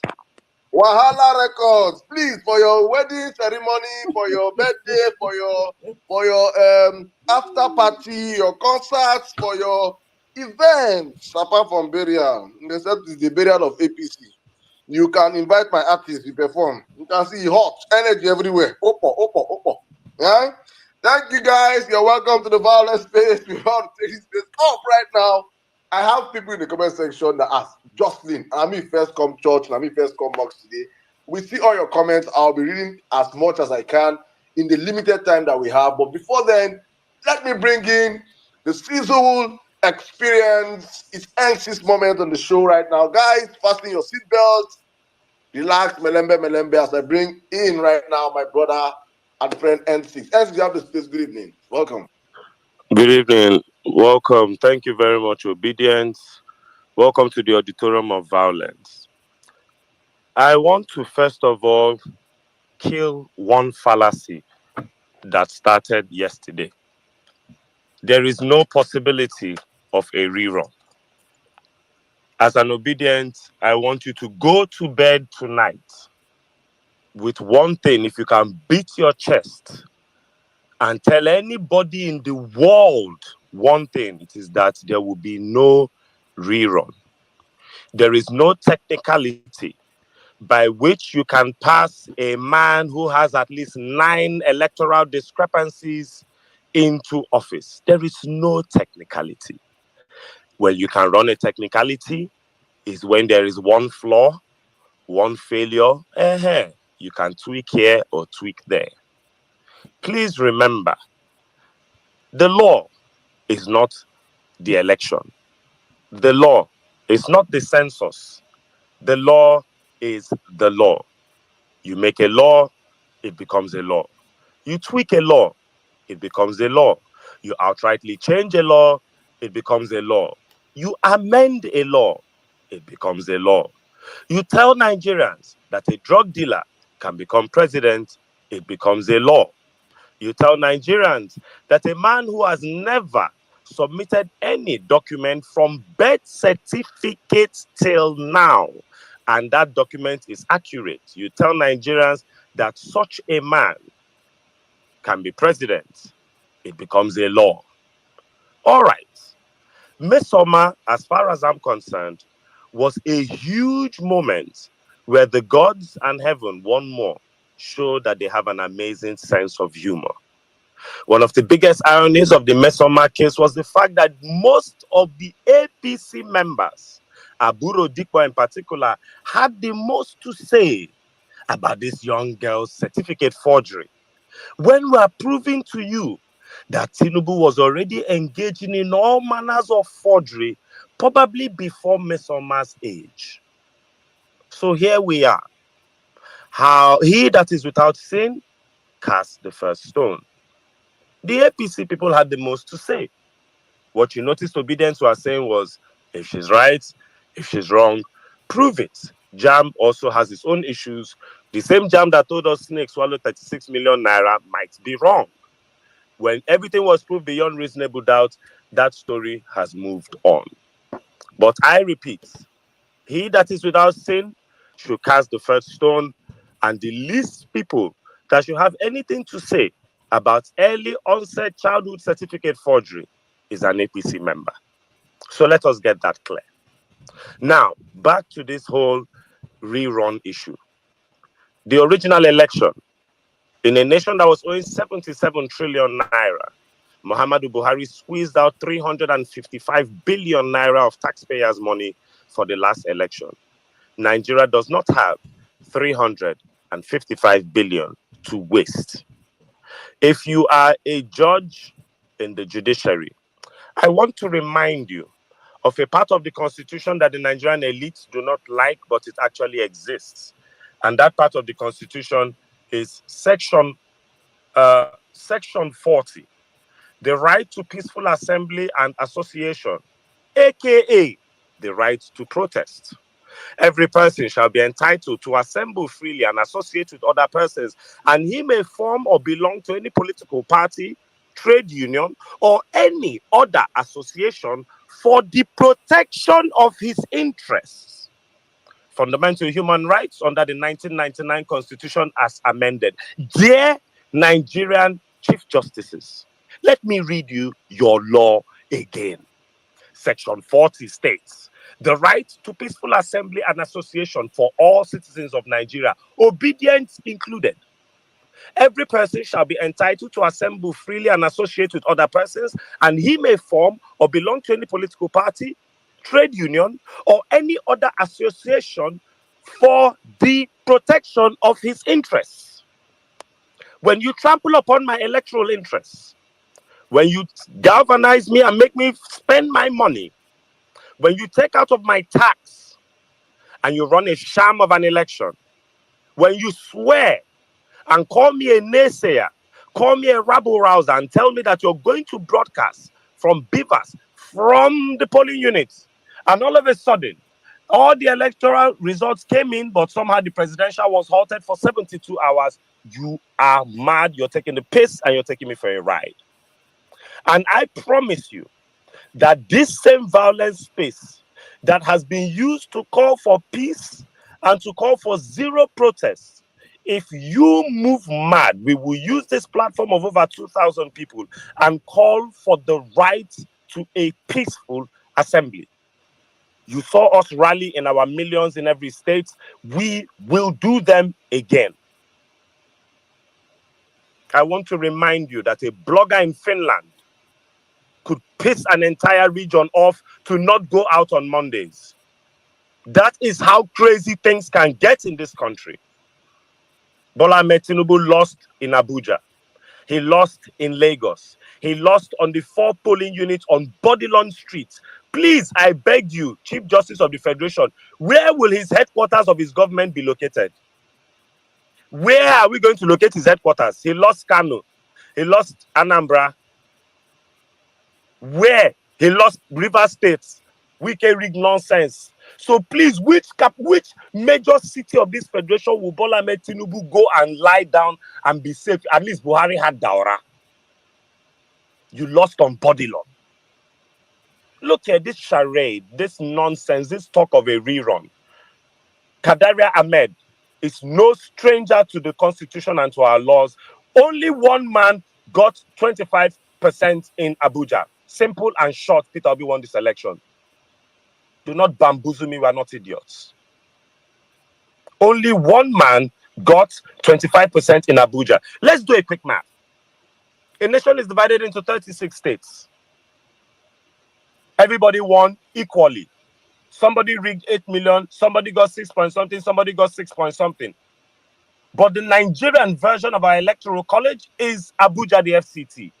You must get 25% in the most unified state in Nigeria. And only one man got that. There is no rerun. Do not play with the Nigerian constitution and finger the Nigerian law. We are not idiots. Do not try. Do not try. Look, I told you people that my tone has changed with the judiciary a long time ago. I found out that you are from an unrepentant generation of Nigerian old people, a wicked, terrible generation, and it's about time we get up and start facing you people in entirety.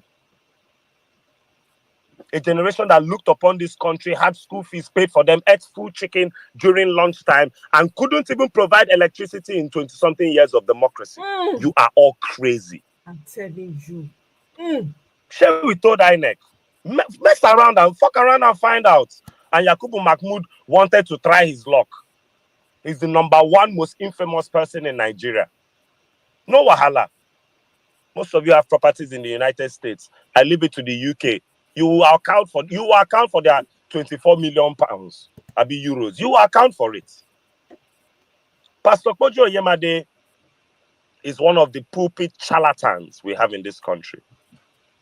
I am very good friends with a former colleague of mine at Cool FM called Daddy Freeze. In 2020, Daddy Freeze got up and spoke against tithing. And every Nigerian GO had smoke for that man. Oh, they preached on him from pulpit to pulpit. They had all sorts of sermons about Daddy Freeze. They called him the Antichrist. They are aware when you touch their money, they react. These charlatans are getting up today to tell you that a man who is answering your excellency through a process that was not excellent should be allowed in office so that excellence will occur. I keep reminding these people, it's almost like they forgot that we went through 8 years of Muhammadu Buhari. We are unrepentant in our hatred for the APC. You want to tell me a political party that withdrew every single currency from circulation and put Nigerians through one of the most deadly fuel crisis issues somehow got 8 million votes during elections? Somehow, Nigerians gave them 8 million votes. But we saw videos of APC buses on the expressway, 300 of them transporting people from state to state for their rallies. And I won't begin whining us, Abi. Where I go online, where are the Tinubu supporters? Where are they? Insult Bola Ahmed Tinubu today. 10 obedience will come and support you.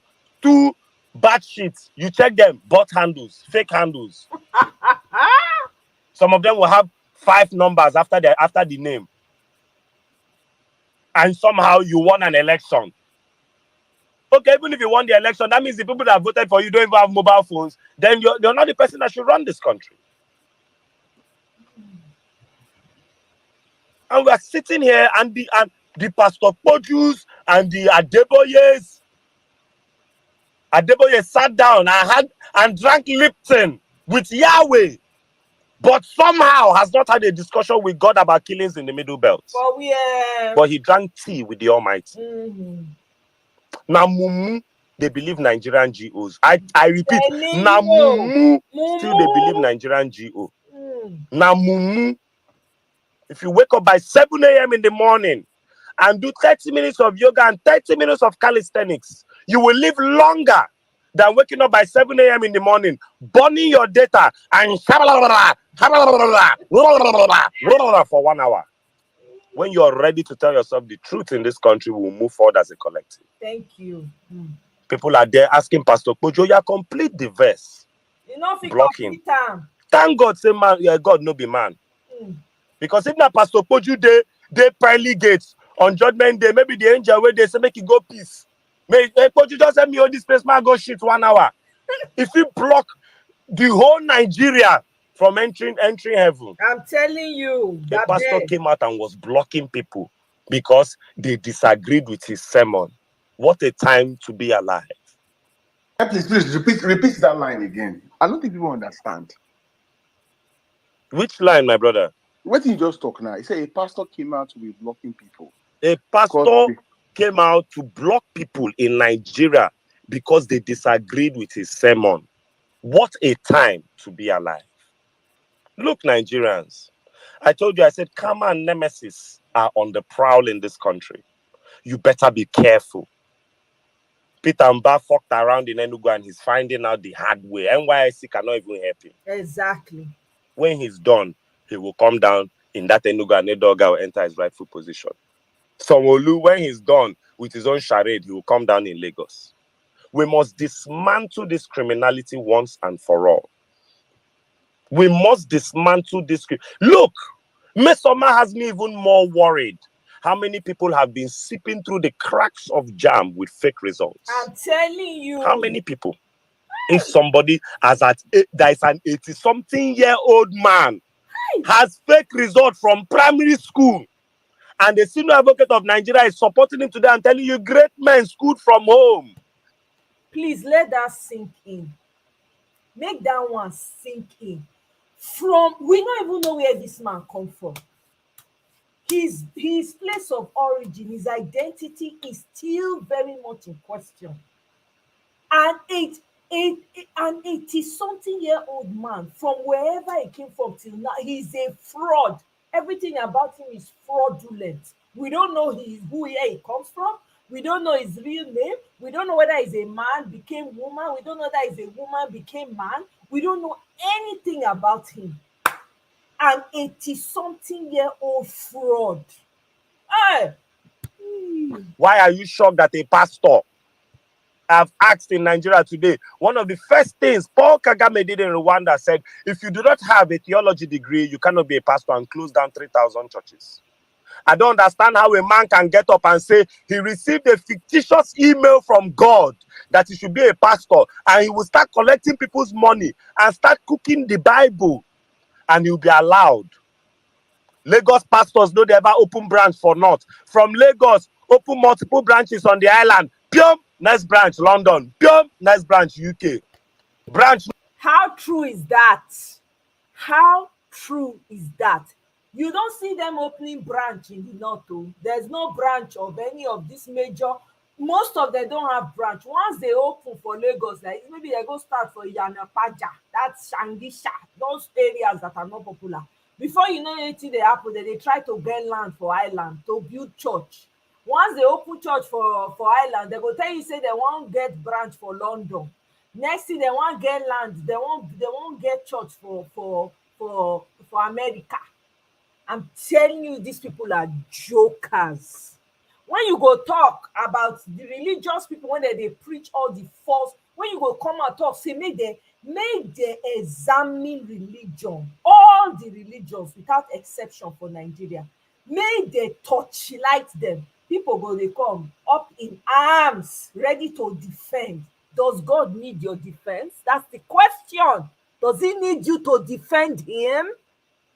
Once they don't mention Christianity, everybody go up in arms. Relax.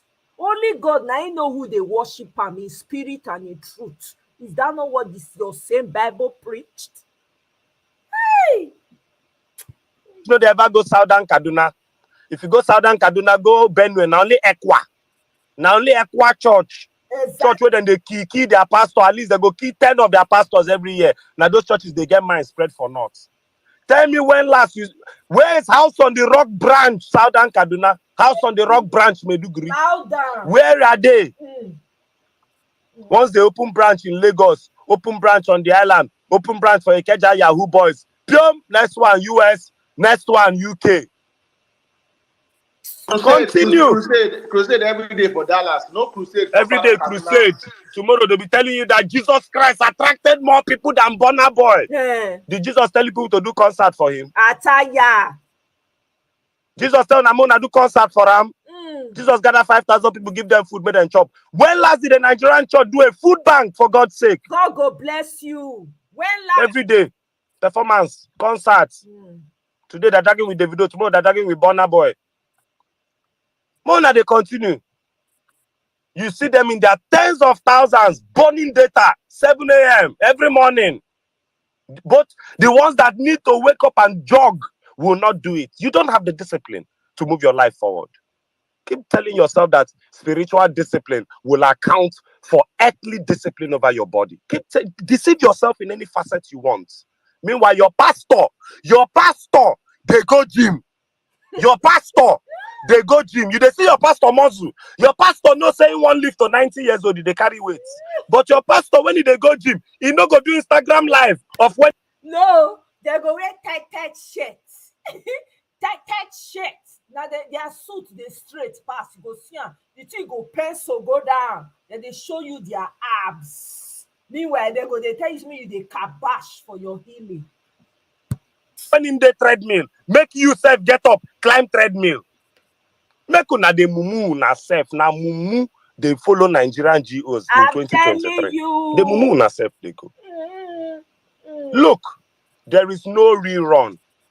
I curse any spirit spreading that rerun confidence amongst the judiciary. I curse any spirit spreading that rerun confidence, because that rerun means say una won't collect that bribe. True. Dear Nigerian judiciary, una won't collect that bribe. True. Because una go tell me with technicality, go first jump double nomination, jump 25%, jump fake documents, tell me that technicality so that God will punish you people ahead of time. I'm telling you. Don't fucking play with Nigerians. We have suffered enough. Buhari elected armed robbers, hijab wearing thieves, humanitarian minister, finance minister, ndioshi. But you people have the guts to drag Aisha Yusufu. You people have the guts. Pastor Koju and the rest of them, pastorpreneurs, charlatans on the pulpit. You they whine yourself. She say they whine us. Arise. Right now, after Pastor Isa Buba, all of you that didn't speak during the election, you all better shut the fuck up. Word up. Nobody wants to listen to your trash. Word. You better just keep quiet. The one that carried Sanwo-Olu to the front of his church, Sanwo-Olu was doing usher and shaking people's hand. Has he asked Sanwo-Olu for Sanwo-Olu to come back and stand on the pulpit ever since? Oh, yeah. Charlatans. They play on ourselves. Dear Nigerians and dear obedience, we won this election. We are not rerunning with anybody because there is no technicality that can be explained to us how we will end up in a rerun. You count it on Beavers, we won. You count it on the IREV, we won. You count it in real life, we won. You count it by videos online, we won. You count it by number and data, we won. The only thing we would take is you carry that thing to an independent auditing body like Deloitte. At worst, and Deloitte will tell us what really happened in that Beavers, of which I still don't trust them because this man's tentacles go far and wide. Disqualify Bola Ahmed Tinubu now. This joke is no more funny. It is no more funny. What nonsense. Nigerians were meant to be discussing better things now. You think we don't have relationship to discuss? Man and woman things. We know what spaces used to be like before this criminal took over Aso Rock. Honestly, my platform before now relationship thing. So, we've so we can't even they do live hookup, live match. But this Nigerian election, all let person see road. I can't even ask myself, how do you build a relationship on a filthy foundation? Even the relationships that are being built in Nigeria, they don't have any leg to stand on. None. All of them breaking up and down like ice block. They be like ice block when they crush. That's so all the relationships they break up. Wife, husband, they sell wife, they sell children, all manner of things that you they hear. Which you know they hear for. Which I never hear for my life before. Now they happen. How do you build a relationship on a faulty foundation when the system is so corrupt? It's mind-boggling. To the roots, it's corrupt. How do you build a relationship on that? It messes with your psyche. It messes with your psyche. Husbands are now allowing their wives to go and be with other men so that they can eat. Please. Hey! You think we don't know how to use violent space and raise money and get people married or help people to travel? We want to morph this space into a full humanitarian space. We can't be wasting years discussing bullshit. Get your act together, judiciary, and let us move forward. We want to turn this space into a business space that is going to align with a government that is forward thinking. Not this nonsense. You clearly want to collect bribes, and I'm indicting you guys today. You clearly want to collect bribes because there is the only way that any talk of any rerun can be feasible for a man that has at least 9 indictments on himself on this election. Enough is enough. We are not stupid in this country. Word up. But the most educated black race on record. What rubbish. Look here. We have had it. We have had it with this man. This is Baptist and this is tribalist movement. We have had it. His dream was to be president of Nigeria. We've allowed him have his charade. Get him the fuck out of Asu Rock. We need to face business. We owe 77 trillion. China came here with 3 warships. We owe 77 trillion. Today, a first-class graduate was beaten to death. Nigerians are frustrated. Over 20-something people were killed in Benue. All of them men. Men that can repopulate an entire village. Men that protect a village. 500 in Mangu, 500 in Plateau State, one local government. And now now hold on, Saddam. Let me just round this up by saying something to the Middle Belt. If you're listening to us right now, let me say this, and this is my last statement. I asked a question about your galvanization, especially towards these people. There was a video that came out from a community in Anambra State called Ogbaru. Ogbaru has a vigilante group that takes care of that community. The people of Ogbaru got up, gathered all the men that are in that community that were criminals, that were not from that community, gathered them, all of them that were causing problem on that Monday, and you saw that video. I ask again, is it that in Benue State, vigilante communities do not exist in villages? Because I saw that video. If you tell me that vigilante communities will exist in that village, because that video was a great case for state and community policing. So I want to ask again, dear people of Benue and Southern Kaduna, because those 20-something young men that were killed, if they were armed and they were legitimate vigilantes of that community, I doubt they'll be butchered like that. So go back to your government and ask your government why Ogbaru State, Ogbaru local government in Anambra has a vigilante community capable of rounding up criminal youth, handing them over to the police, but that cannot be done in the Middle Belt. Something is suspicious somewhere. Stop fucking playing with me. I don't know if I'm making sense, but maybe it will happen. It will make sense next week. How can one community have that on public record, but somehow entire states of the Middle Belt cannot seem to have local government vigilantes? Let's start asking questions of Nigeria. Pararam will happen in the East. Hey, what has Peter Obi said about school children that were beaten? Problem is happening in the Middle Belt. What is acting fraud President Bola Ahmed Tinubu saying or doing about it? Because that was the only part of the expo of his manifesto Peter Obi did not release. Exactly. At this point, I yield. God bless you all. God bless Nigeria. There is no possibility of a rerun. Dear judiciary, this same space that has been discussing nice and easy with you, we were insulted and dragged because we held obedience back from a protest.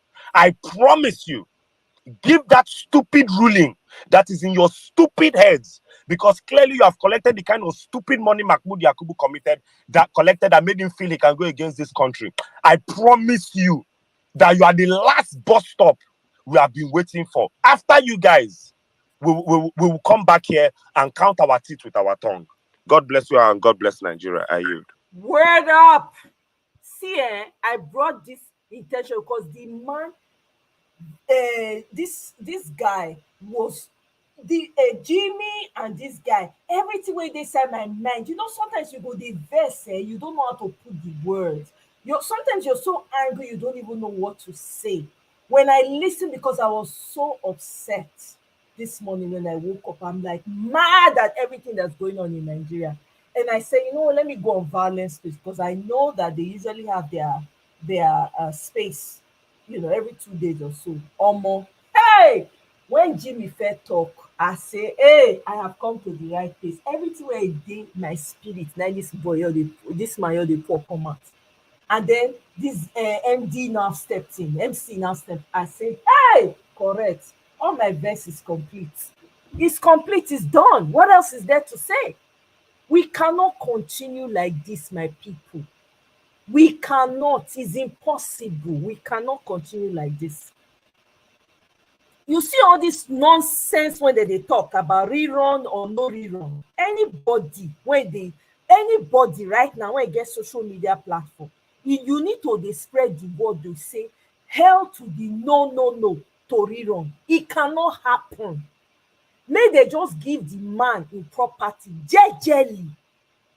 May they give the person wey win the election im property. Na only that one na peace fit dey the country. Only that one. I'm telling you. Because we are tired. Did you just hear what he said? A first class student. Do you know, you think it's easy to have first class in Nigeria? To have first class, now they just snuff the life out of that boy. Somebody that could have been a solution to the society on top of bread. Meanwhile, you have a fraud. If you want to know the meaning of fraud, no need. No, the dictionary meaning need to get the picture of Agbado next to it. You have a fraud sitting as president. But yet, a man, a young boy, a young man, that maybe because he doesn't know anybody, Papa don't know anybody, first class student, they unalive him because of bread when it's bread. Ha!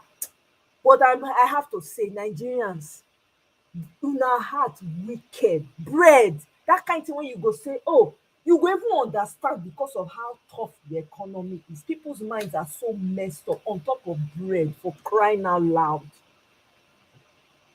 Eh? Anybody want get anything to talk fit enter. Me the version I want verse, I don't verse and finish. Now be this so. That's it. That is it. If anybody has anything to add, come in. Let's talk and end this. We've already done 2 hours between violence, stress, and all. That's it. That's the end. Yeah? This is crazy. Society when it be say we get intelligent people. Tell me, that young man that has a lot to offer the society on top of bread, for crying out loud. The person when they even tip the bread for not say, okay, take my brother, not worry, not pay. Hey God, look at what we have turned ourselves into. Mr. J, long time, welcome. Oh, Happy New Year. I'm tempted to say Happy New Year. My sister. Welcome. How are you? I'm very well, thank you. How are you? I'm doing good. I saw you on live earlier. I was like, wow, who's this a beautiful lady here? I had to look. I was like, that's good. Thank That you was for good. the compliment. Yeah, you're welcome. So, good evening, everybody. Good evening, all the panelists, everybody listening.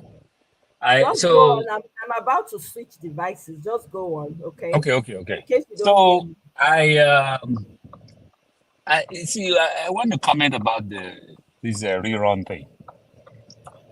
We've always known that there's no way they can hide. You know, we know that this thing is glaring. I mean, I said this in the beginning that the only thing that can save Bat is for this case not to be heard in court. That's the only thing I can say, because they cannot find that. The judges cannot find that leeway. They couldn't find it, and that's what they are trying to see if it's possible.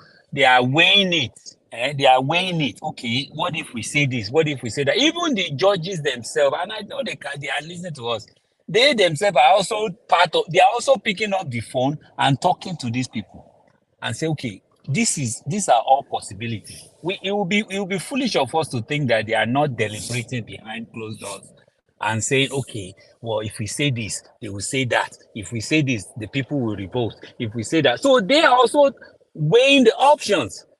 And as it is, there is no way you can weigh this thing that you can pass any judgment that will favor BAT.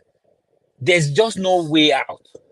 Well, okay, guys, listen. They said 33%, or is it 30% of the result at the time of announcement? It was only 33% that was loaded on IREV, and you went ahead and announced. Now, there was no deadline. You remember, I mean, there was deadline. Okay, we have a deadline now that says, okay, judgments must be passed. The tribunal must finish their ruling by this number of days, 180 days. Now, you are looking at the tribunal having a deadline. Now, there's a 7 days deadline that says, okay, Mahmoud must announce the result of who won the election. He went ahead and announced this thing after 3 days. You have 4 more days to go.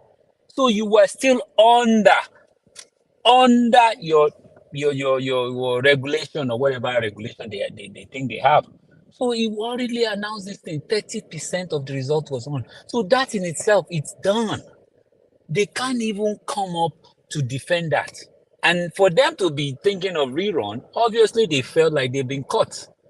Now, in terms of the rerun, we don't want to rerun. Exactly. They know that's the whole point. They know. They know they'll be caught. I'll give you an example. I went to one of these. Oh, I can hear myself. Oh, let me I don't mute. know. It's me. Yeah.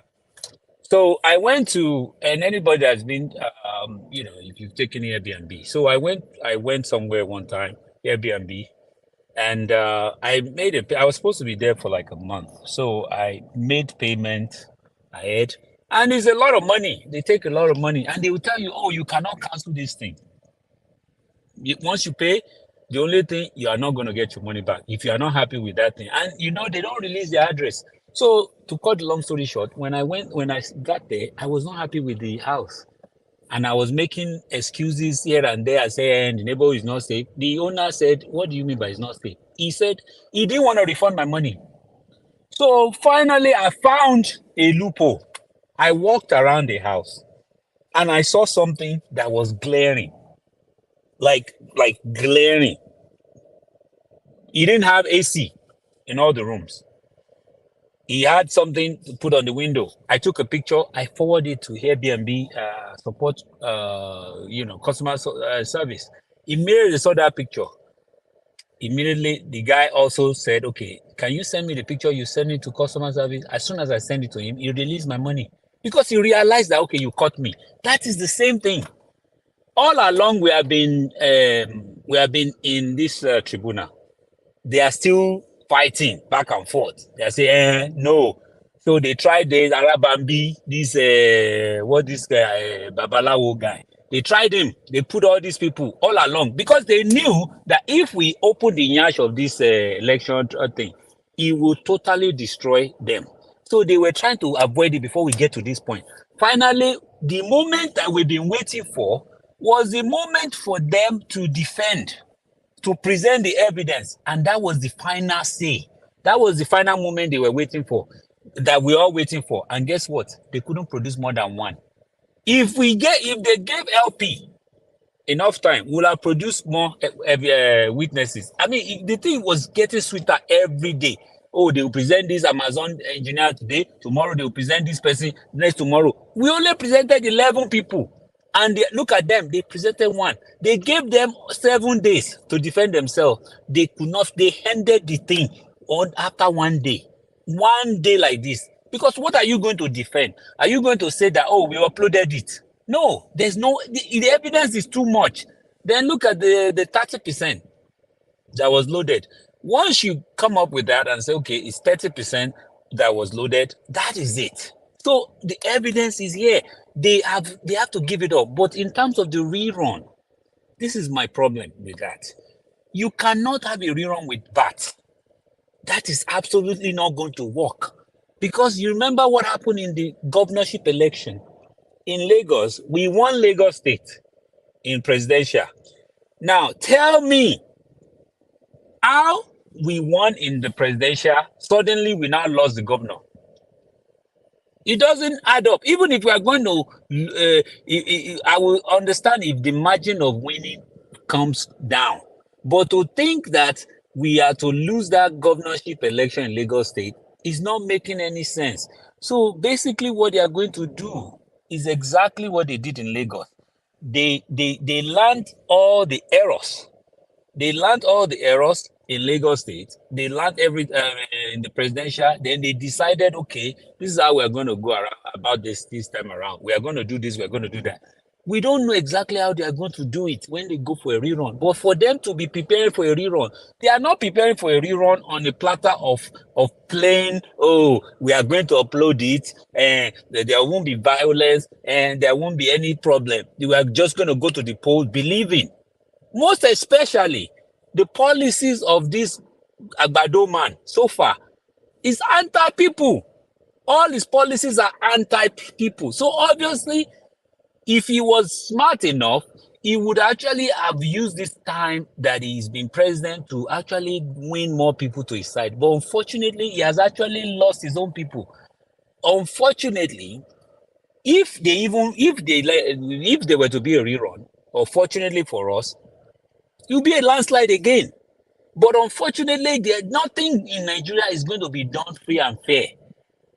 Nothing is going to be done free and fair. Shebi, we are complaining. This is what they are going to do. They will say, Shebi, you are complaining of uploading, you are complaining of beavers, you are complaining of this. We are going to use all those things. But you know what? We have not been able to win in the tribunal today. We have not been able to fight this, what do you call it? This,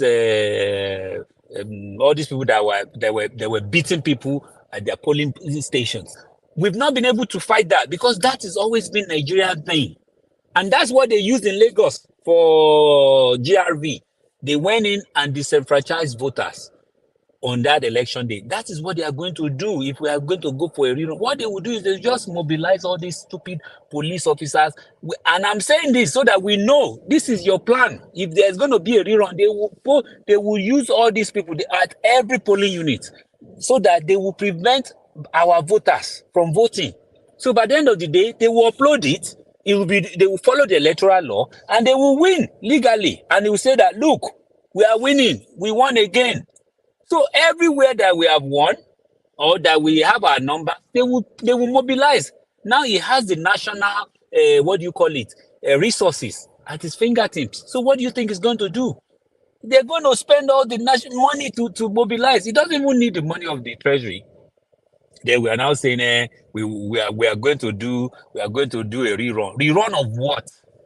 Rerun so that he can. So is he going to fire everybody that he has appointed so far? National security. Is he going to fire all the service chiefs, the IG? I mean, come on, guys. He's not going. A rerun will be a joke. If it's got to be a rerun, then we need to bring like United Nations to come and hold this election. That is basically what we need to do. You cannot have the same set of people that we are trying to beat. We cannot have them come in and have a rerun with them. It's not going to work. It's not going to work. And this is also going to be a testament to us to let us know that even any election in Nigeria going forward, when it comes to re-election of any president, we have to have a serious talk in Nigeria, because obviously things are not. Look at the way Buhari did in 2019. Look at the way they did for this Agbado guy. So obviously, this whole idea of incumbent in power, is not going to, unless we dismantle everything. It will continue to be a rotation. They will continue to pass it on to the person that they want to be in charge. Because you cannot tell me that Agbado, whether now a rerun or whether in 4 years, if it's still, God forbid, you can't tell me that we will ever organize a free and fair election. And when it's done, the same thing he did in Lagos, where he was passing on to what do you call this guy? Fashola, Ambode, That is the thing. So we got to stop this guy now. If not, Nigeria will be under siege forever. And let me also say this, the kind of policy that this guy is bringing on, it will be a joke. Go and look at people. If you have things in the ports, people are listening. If you have things in port right now, the rate that they are charging to clear anything in port, if you are importing anything, the rate changes every day. Whatever the dollar rate is saying today, tomorrow when that dollar rate changes, they will increase your import duty. That is the kind of stuff we are dealing with, and the kind of stuff he did in Lagos, where he's milking everybody in Lagos. You cannot move 1 mile in Lagos without paying some sort of tax. That is what he's going to do. They are going to take money. If his economic system or belief is that take money from the people. So they believe people have the cash. It might be true when you are talking of, let's say all the people that stole money and some rich people, and we're talking of 1% or max 5% of the population. So what's going to happen to the remaining 95% of the people that are actually legitimately struggling? The people that are selling food on this side of the street, the people that are earning 30,000 naira wage every month. What are you going to do? You want to tax them, and you think that is the way to get money into the coffers of the government? Isn't that? I mean, no be juju be that. Instead of you to increase our foreign exchange, instead of us to increase production, like our principal said, increase production so that we can export things outside the country. Then once you export, you can earn foreign exchange. Instead of doing that, you are focusing primarily on taxing the people of the country. People don't know what is coming. They will start to dip hands in the account of people in Nigeria. It will go inside people's account. It will start to milk money out of people's account. They will start to look at every account one by one. Where is money coming from? Are you sending a dollar to Nigeria, or are you doing business? So everything, all diasporas that have one business or the other in Nigeria, they are selling this, they are buying car, they are selling Nigeria. All this, anybody that is doing some sort of business, the clamp is coming. It's coming to clamp down. And we better take this thing seriously. If he's clamping down and he's going to use the money to fix the country, it would have been nice. He is clamping down to favor his people, because all this money is going to go into the pocket of all these people that surround him. That is basically what it is. But if our principal is there, and if our principal say, okay, we are going to block this loophole, we are going to do this, I know I know in my heart that our principal will use the money to fix the country. This Agbado man ain't fixing nothing. So we don't want a rerun. The rerun will not be good. It will not be good. So let us start saying it now. Don't let us start jubilating that they know they lost. That's why they want the rerun. No, the rerun is going to be bad. Let's not go for a rerun. Please, let someone else speak.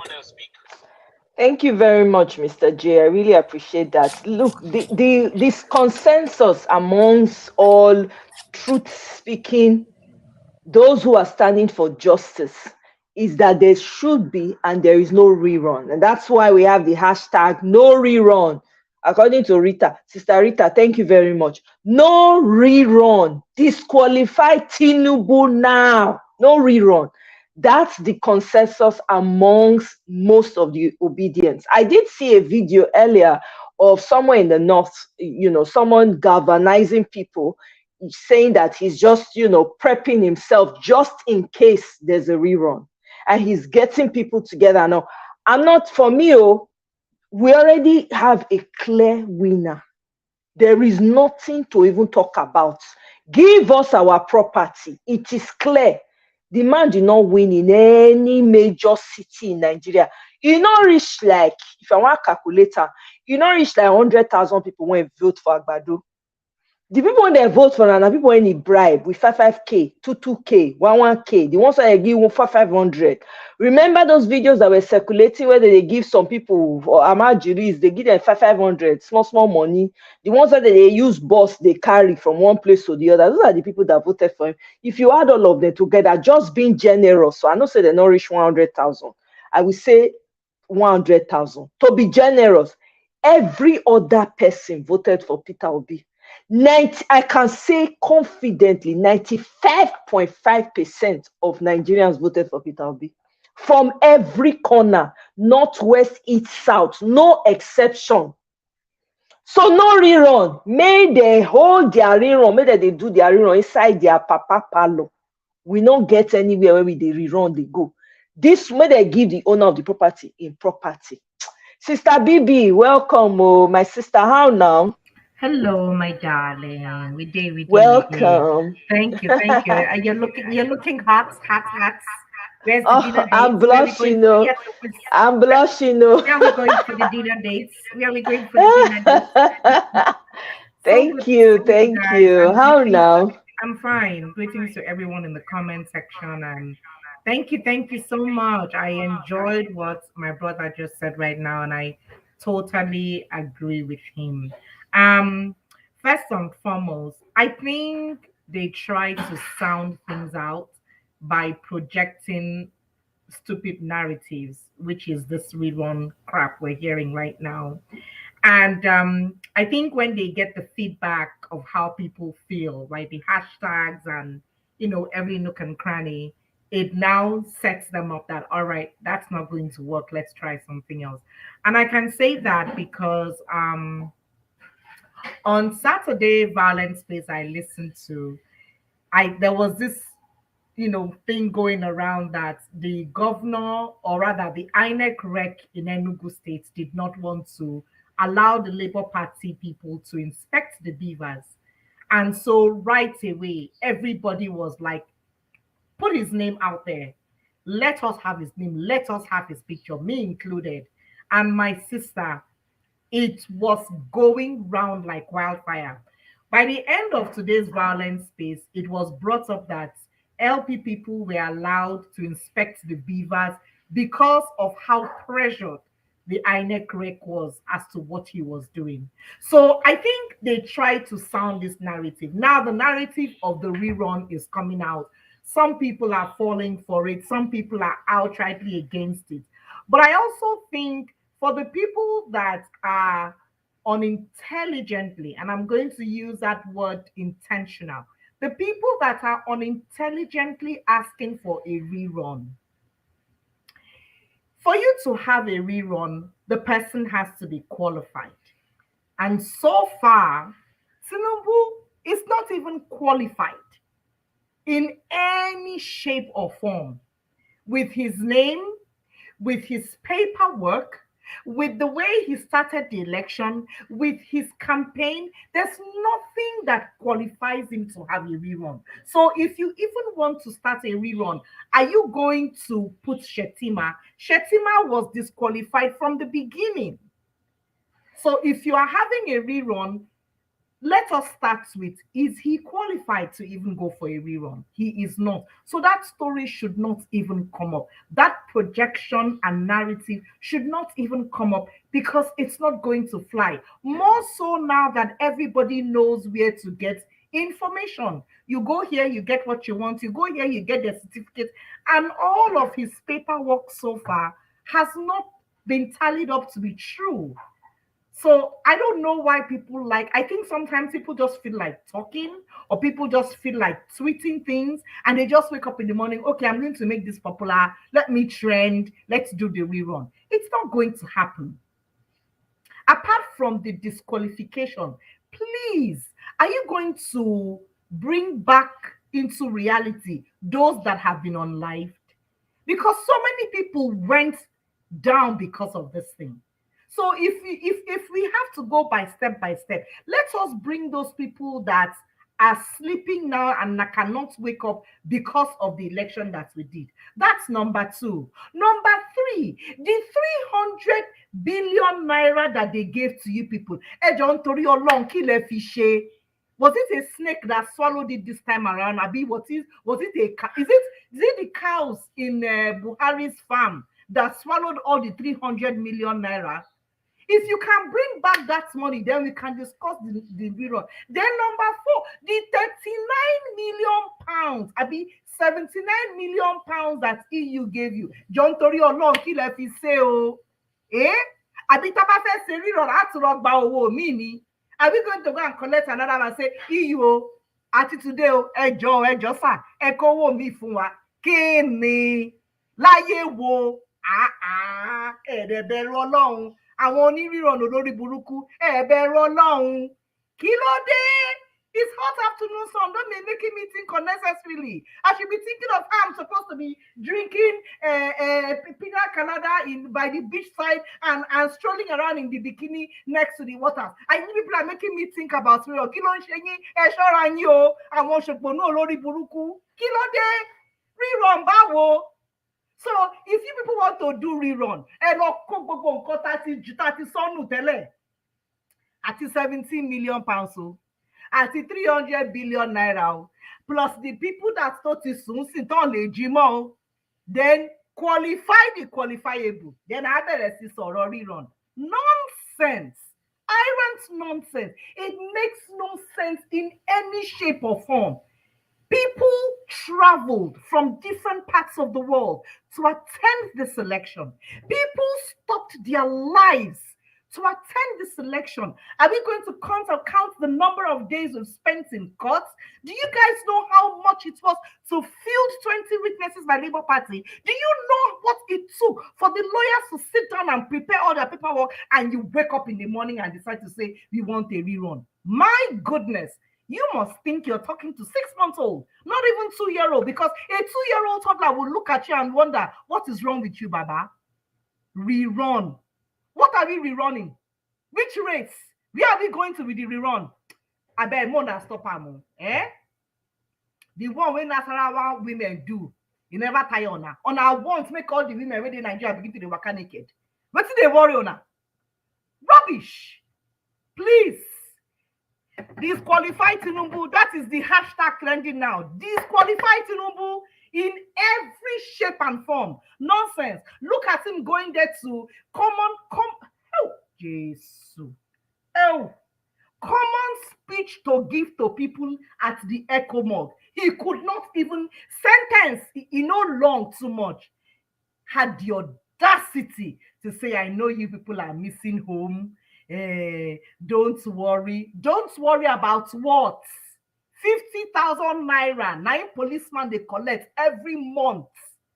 Now life be that. Who he wants send go school? Why you not go stand for main roads with Shakabula?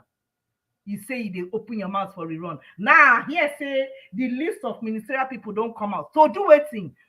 Official name to come out to thief money. I don't even want to go about the North own. Now today, I hear say the work of Abacha. Hey, the amount of gemstones where they not. Now we know why they do it and they do. The amount of gemstones, not be today they know amo. And I can't they think. That time when Babangida, he wake up for morning, he buy Peugeot, give everybody, every major. And I know because personally, I get family members who chop the Peugeot set. Where the money? Now that's how I know they thief. When Abacha wake up for morning, look Chinese people, call America, say, go to Blazes, say Chinese enter. It's incident call house to come look at eye. They discovered all those minerals in the north. And today, so let me sound it now. Anywhere where you see Chinese man, where he enter, now because he gets gemstone for that place, plus the Ghana, now so Ghana chase them come out. Listen, they worry us now. Even if we stand for middle of eye, maybe they put the Oshedudu for our eye. We know if we collect water, they clean the eye. We they stand there, they shout rerun. Like say the rerun na 10 kobo bread for main road. All the money where people don't throw away, all the effort where people don't do, on a go fit do them. So I think we should start trending. Obi won the election. No rerun. Tinubu disqualified. Make them follow. No say we don't tire. Stop calling us for a fool now, please. Enough is enough. There is only so much, a quiet person or a docile person can take. And when you go too far, it's too far. This is too obvious. So the EU that called out all their nonsense, you will open your mouth and look at them and say, European Union, I want to do a rerun. I'm going to continue, my sister, Chris people. My sister, you don't talk and finish now. How they want to call European Union, they give me the coin. First of all, it reeks of error from top to bottom. The rerun, I'm not even saying, I'm not even talking about, but hypothetical, hypothesis right now. The same Mahmoud, nice day there. The same Festus Okoye, when they talk like who they put hot yam for a mouth, when they feed drop am. He say, I must chop this yam, I must chop this yam. Now those men.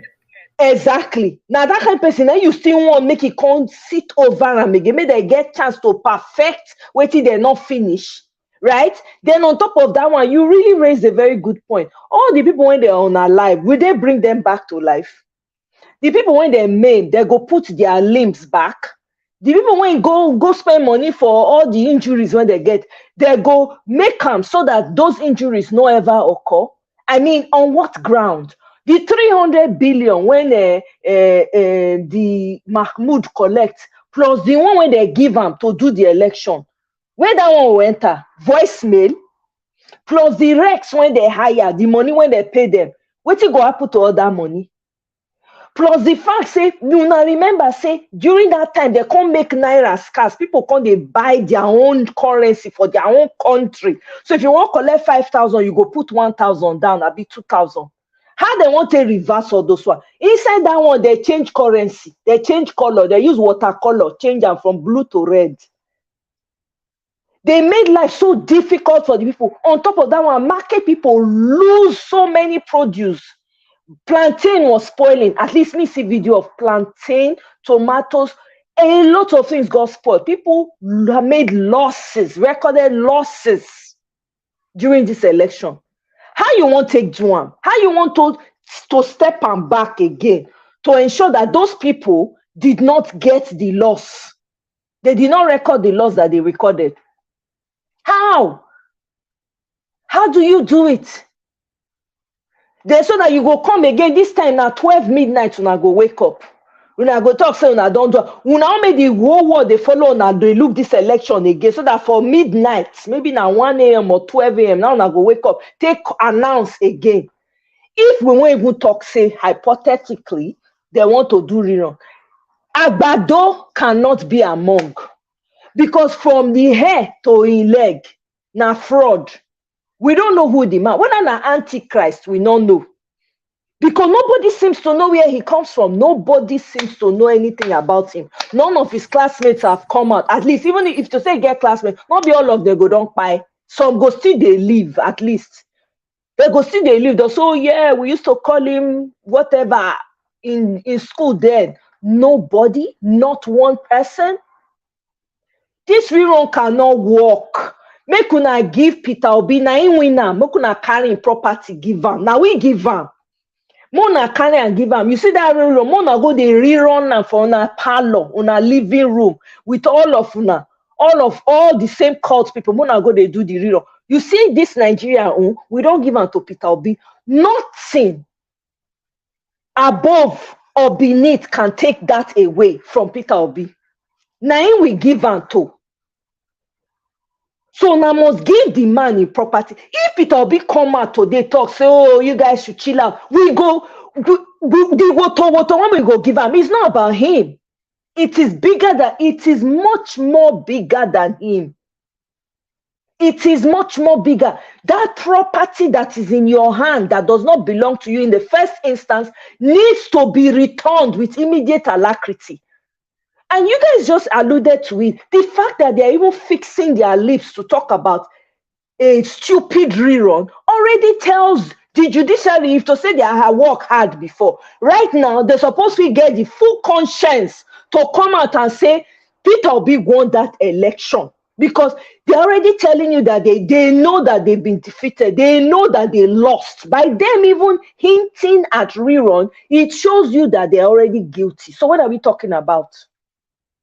And according to what they talk for violence space, and I fully support judiciary, even if they bring picture of una nakedness with different women at a time, anything, name it, any crime under the any crime when they don't create, when they don't commit under this word for this word, if they let me they bring the video come out, we support una, we go down our back like Iroko tree. If na that one una dey fear, make una no fear that one. We go down una back, but make una do the right thing. Judiciary, make una do the right. The only opportunity una fit get una name back. Now this one, there's no such opportunity than this. You cannot be afraid of buying. You cannot. That is the oath you take. You have taken. That is the oath. What would you rather, for your children to continue to live in bondage? Is that what you want? Who it be when if you hold something against you? How much money? If you give una money, una collect am, but you see that mandate, una must return am to the original owner, because the people, when all this way they come out, and I keep wondering, all these Agbado people, they hop from one place to the other. They know they get the boldness to come out, to come get conversation. They are such hypocrites. Now comment section that they live in. Now there they pipe put. You will not see them on social media as we dey here now. Proudly they defend what we stand for. You will not see them on social media doing it. They're not fit. Instead, they look for comment section where they won't go. To go, they cry for people for people comment section. To go, they cry tears. They know that they lost this election. Otherwise, why would they be hinting at it? It is obvious. So let's not waste any time, please. We need our country back to move forward. I beg. All the one way they don't do it, don't reach. So they Chinese people. When I say Chinese people, you get one video when I see where Chinese people they record, they use they teach some African community how to speak their language. They use derogatory terms to themselves. Oh my, that one it's not new now. That's been a long time. That was my first time of seeing it. No, it is actually Wodemaya that heard it, because you know he's schooled in China. So he heard the kids saying the words, and he was like, "What are you people saying?" He said, "That is what I am." He said, "Do you know what you are saying?" He looked at the kids and he said, "Who told you people how to say it?" He said, "One Chinese man." And then he now interpreted to the kids what they were saying, and then he started sounding it out. And when Wodemaya started doing that, they started attacking him on his videos. He was the one, and the children were saying what they were saying was, "I am a monster, I am a demon." Can you imagine? That is what I saw that video. Children. I was mad. Go ahead. I just the see him.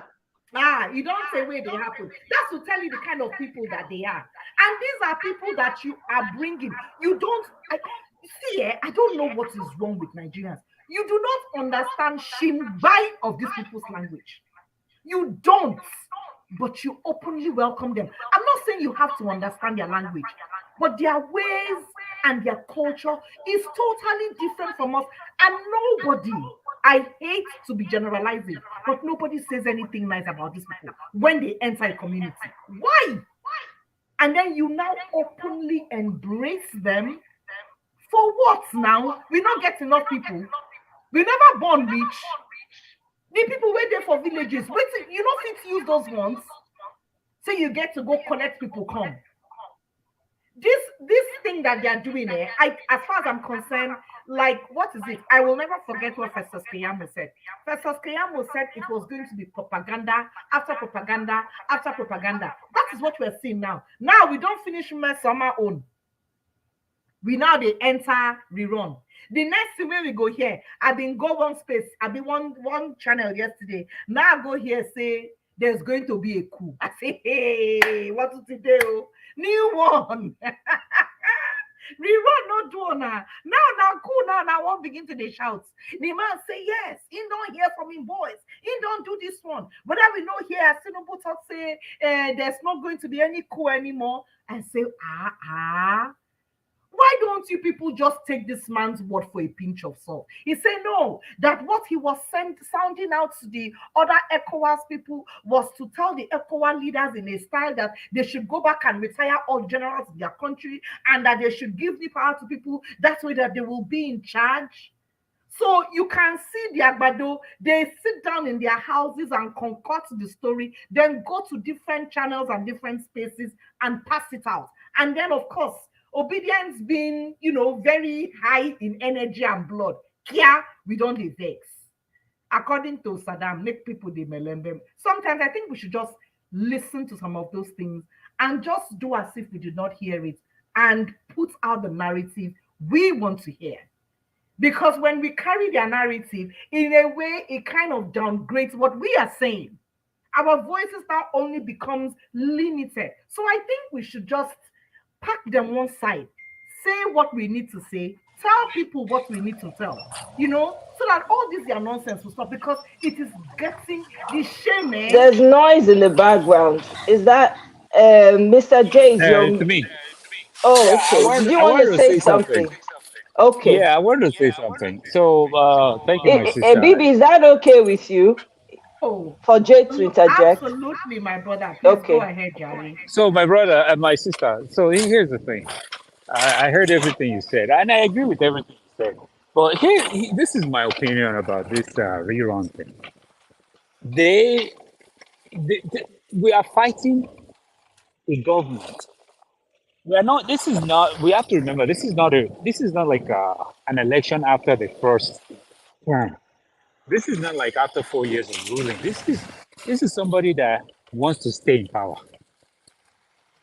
Now we need to just sit down and say, okay, what are the possibilities of what they're gonna accept and what they're not going to accept? We know that them disqualifying this guy is not even gonna be possible. I don't think they are going to disqualify him. Honestly, this is my opinion. Because remember, all those when you look at all those 4 points, in reality, if we have a sane judiciary or we're living in a sane country, all those 4 points we're gonna win, right? He does not. He has like a fake degree, identity wise. He's not. We don't even know who he is. So all those things we're gonna win. But in Nigeria, can we win on those things? Can we disqualify this guy? I don't think so, because it's Nigeria. So all those things, El Shetima, double nomination, they are going to come up with some technicality. But you know what is going on with the main, the main point, which is the election itself. They can't. The election itself we are winning the election on technicality. Do you understand? The election is a technical thing. They fail to follow the guidelines, which is technical stuff. I don't understand that, Mr. G. What do you mean we're winning the election on the technicality? We have overwhelming evidence. I don't understand. No, There's a lot of noise on in your background. Okay. I'm gonna be done. I'm just picking stuff up into my car. Okay, so this is what I meant by we're winning. So you remember that they said, oh, if you the election, if you don't transmit, all those things, those are technical grounds that INEC failed, right? So what I'm saying is we have won that. So they can't come around and turn it around and say, you lost the election. No, they are the one losing on technical ground. So they can't come around and turn it around on us and say, we did not upload. No, INEC did not upload. So we have won them on that. But what I'm saying is, when you look at all these other things, degree, certificate, which we know, like I said, I know for a fact that this guy did not, we don't know his identity. So, but the real sense of it is, can we depend on judiciary to disqualify a sitting president and say, guy, we're going to do a rerun for on this, on this, on this? Mr. J, I Look have at to interject there. I really have to come in. I'm sorry, but I have to say something. When you say that, can we really agree or depend on the judiciary? When you say that, you're actually echoing their narrative. That's what it's coming across as. We cannot afford to say those kind of things. We cannot afford to use those types of narratives. I tell you why. We've already won this election. It is obvious that we're going to get the man. Agbado, as far as saying a woman born am, and he has blood flowing in his veins, he will be unsat. The judges they will have no choice but do the right thing. That's what we need to be saying. Because let me tell you, everybody is waiting for that judgment. If these people do not do what they are supposed to do, then everything that people have been bottling up is all going to pour out. It's all going to come out, and they will be the first partakers. So I'm not even going to say, do they have if they like, let them not have. Let's not even give them that opportunity, because I know that Agbado people are here. They will come, listen, and take back feedback and say, oh, by the way, they are afraid that the judges will not do. We are not here to beg the judges. I'm not here to beg any judge. I'm not here to sympathize or appeal to the judiciary. I am not here to do that. Their duty as the judiciary is supposed to be last resort of the common man. It's supposed to be last resort of the citizen. If they do not step up, the entire Nigerians, everywhere, from every corner, we will descend on that society. We are taking this country back.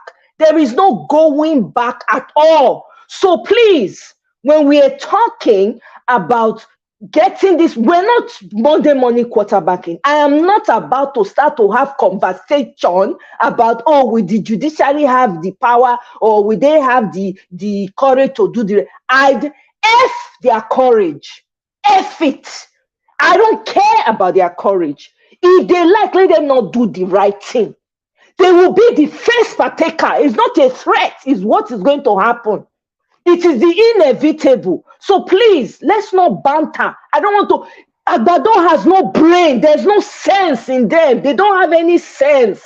There's no structure about them. They don't have any type of intelligence whatsoever. So please, let's not pander to them in any way. Let's not even pander in a way that it seems like, or talk in a way that it seems like we are giving them. No. So Mr. J, no. Mbano. Ha. Judiciary must do the right thing. Simple. If they not do the right thing, then everybody go their separate ways. God bless you, Omoye. That's so it be. That's so it be. If they are not willing to do the right thing, then everybody should face their houses and cry and squalor in their pain. Because as it is right now, we are doing that. It is just not official. Everybody is having a difficult time. So if they do not think it's wise enough to use the amount of time they've gone to school and do the right thing, then they should all squalor in pain, because it is a matter of time. That pain will get to them. How many people are unliving, for heaven's sake? How many people are going hungry? You keep on hearing stories upon stories. They are not made of tin. They are made of flesh and blood, so they can hear.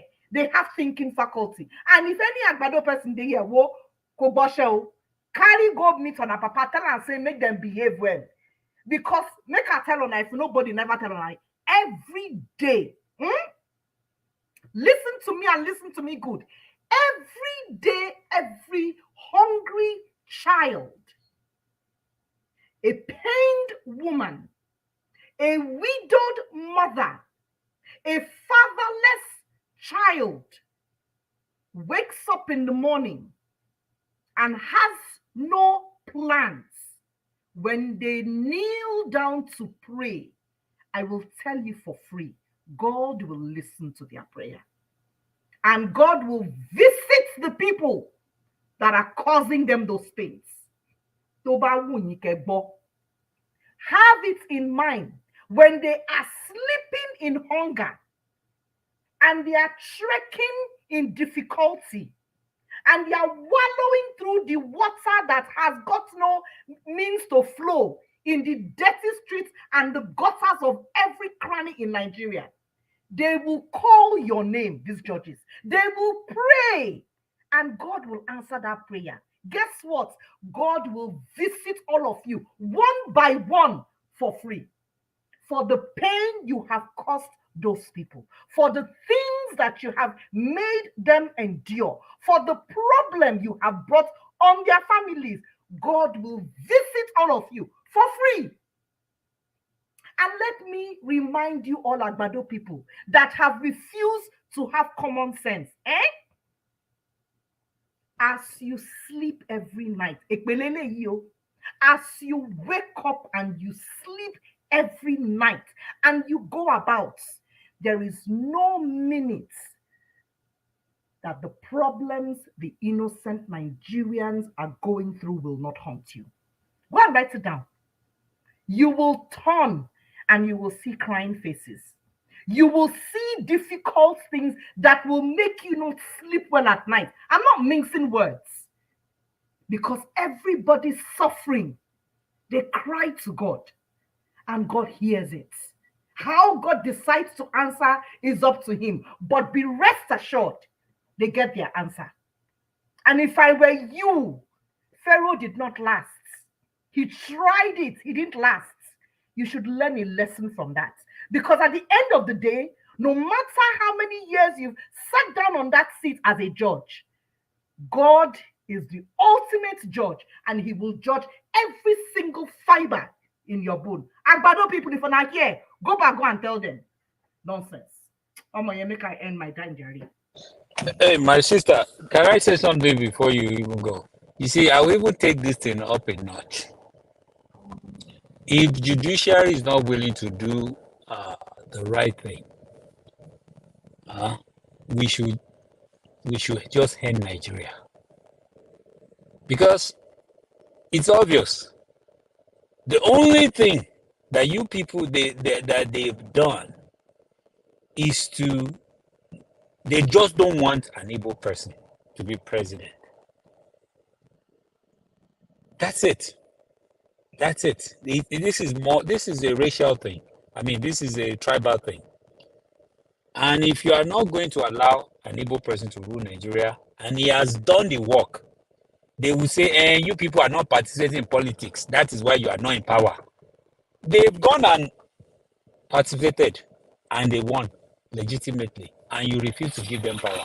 Then make Kukuku go. Make everybody just go their separate ways. That is it. This is the end. This will mark the end of Nigeria as we know it. Because you cannot tell me that you want to be doing election next time. And you will do the election and you will the same policy, the same rule that you did not follow. Now, you will now follow it next time without a clear, convincing judgment from the judiciary. We need to hear from the judiciary that says it's okay for a drug dealer to run for president and win. We want to hear from them to say that it is okay for them to win, to write from EC8 and not upload it from the polling unit. Because subsequent election going forward, that means whatever happens in this judgment will follow us going forward. So that is what I want to add, my sister. See, the truth is that we've even gone beyond whether they want an Igbo person or whether they want an Edo person, whether they want an Efik person, whether they want a Yoruba person, whether we've even gone beyond all of that. I'm honest. We've gone beyond all. Where people are right now is we want somebody who can do the work. We don't care whether now inside at Ant Hill for inside Nigeria now it come from. If you let me crawl out of the best jungle when they for Nigeria, now we need. It's not up to them. I think as Nigerians, we forget. I think the problem is that we forget the power we have as citizens. even though the word citizenship has not been defined in Nigeria. It is clear the people have spoken. It's not whether they want Igbo or whether they want Edo. It's not up to them anymore. It's game up. We don't care about that. All the people that are thinking in that line and want to hold on to that, whether they like it or not, we are collecting it. Now, the judgment, they delay us. We are waiting. Whether they like them or not. So this narrative of, oh, is because they don't want, that one we already know from beginning. We don't already know the gist. But guess what? The Nigerian citizens have proved that it's not about tribe.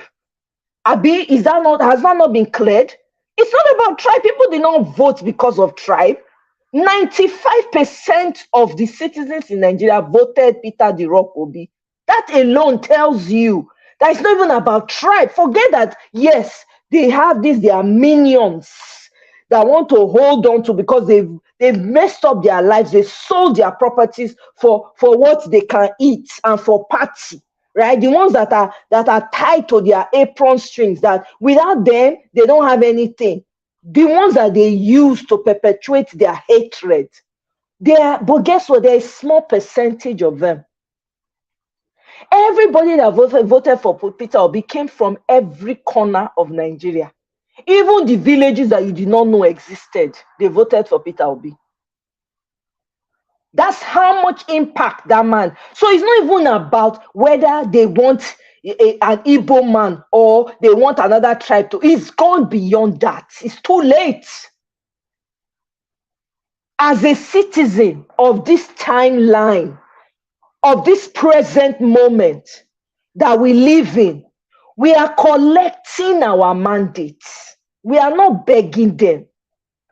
It's either they decide that they want to give it or everybody answer their father's name. Nigeria has, you know how many countries they inside Nigeria? Do you know how many?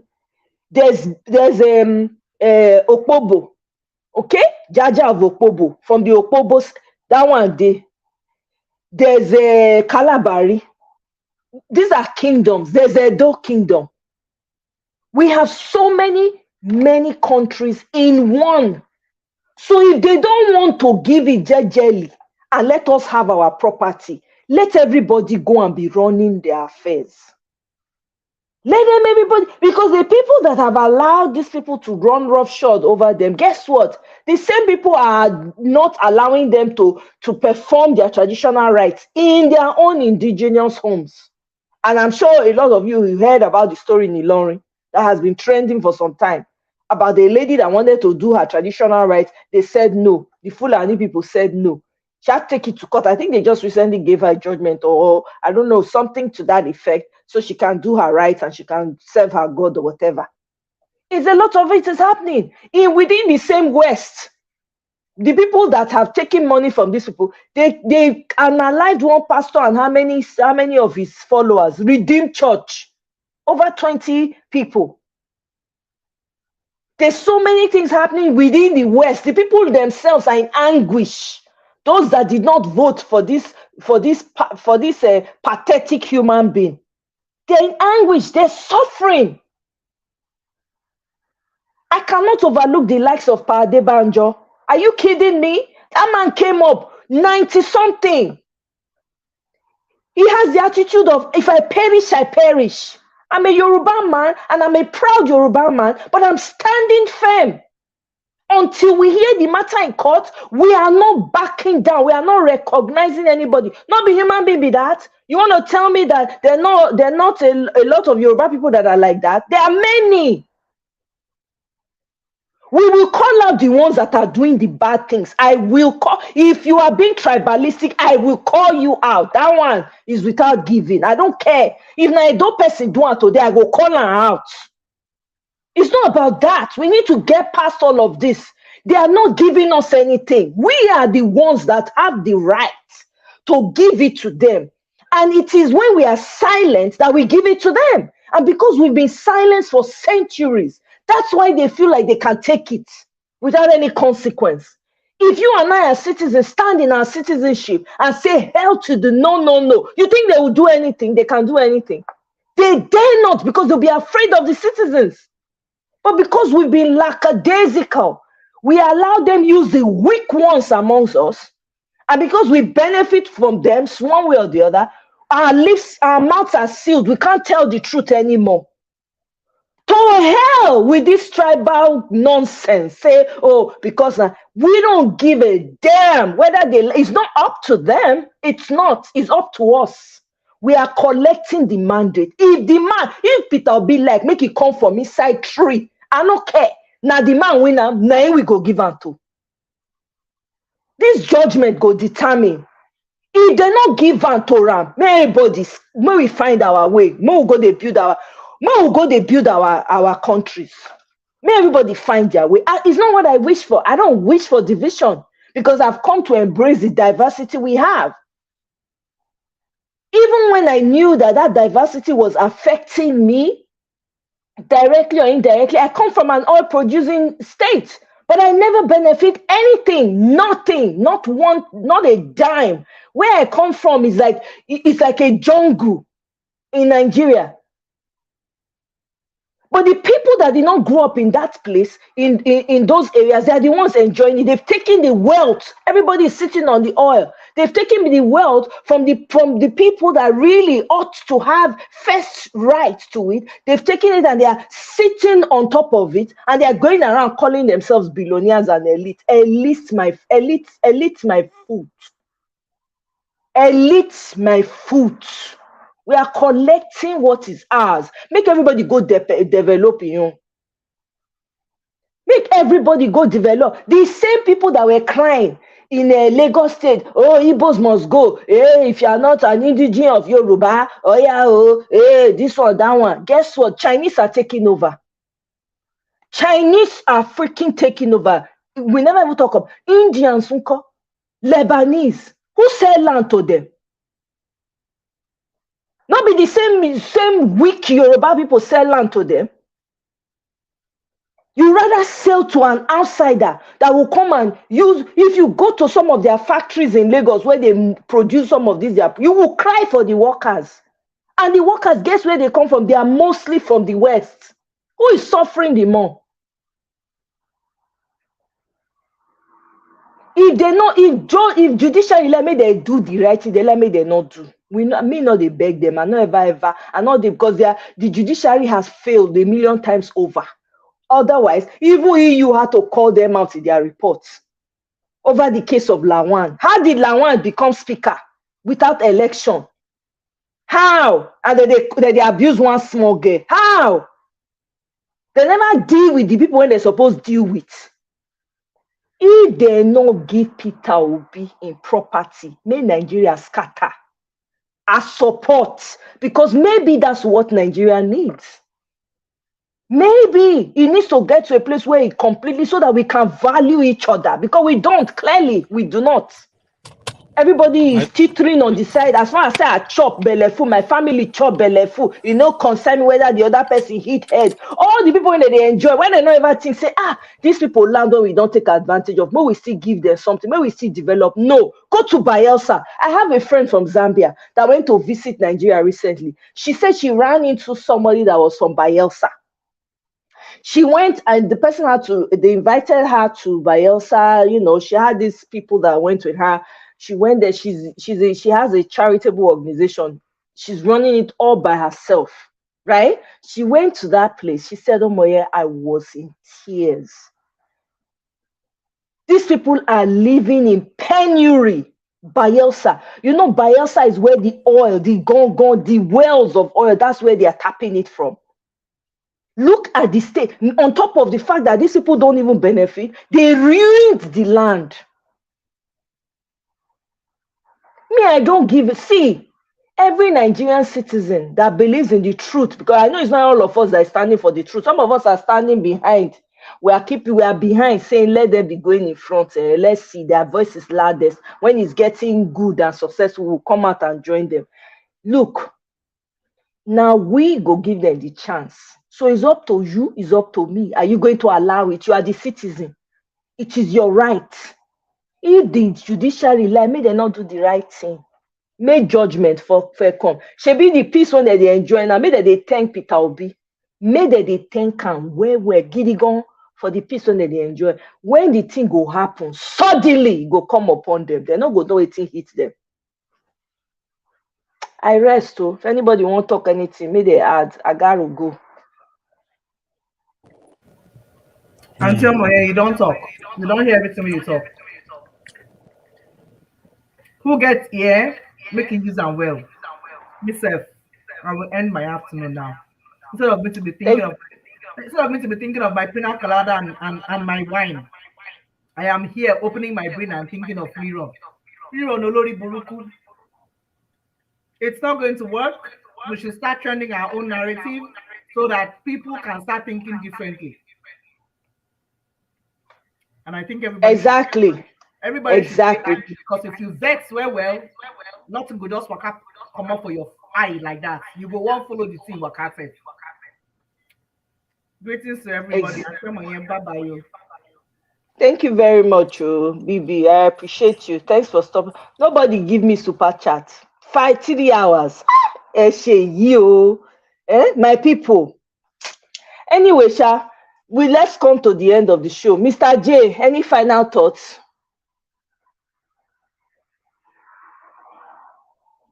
Mr. J, we can't hear you. Are you on mute? Can you hear me? Yeah, now we can hear you. Yes, if they don't give us up. I'm not hearing you again, no. Hello. Now I can hear you. Yeah, you were saying. I don't know what's wrong with this thing. So what I said earlier was, if they are not giving us our mandate, make everybody go their separate ways. Absolutely. That's it. I mean, that is a very simple conclusion. I don't think we can come back and redo this again. And telling me that, oh, try next time, maybe you will win. Can you hear me? Hello? Yeah, I can hear you. Yeah, so I don't think there's going to be a chance for us to do this again. And saying, we can't do it maybe again. We're not going to do it again. Even if there's chance, we're not doing it. No, we are not doing a rerun. We are not saying wait till 2027. No, there's not. This is not. It's too glaring. You understand? It's like you ran a race and you won it 100 meters, and you are telling me that, can you come and run again? No, I followed the rule. You didn't follow the rule. You cannot bring me back to come and run the race again. I'm not running again. I've won it. Give me my gold medal. Simple.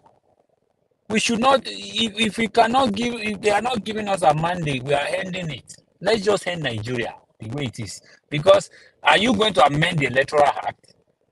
Are you going to make the Electoral Act less less stringent so that people will cheat again? Or are you going to strengthen it by making sure people don't steal again?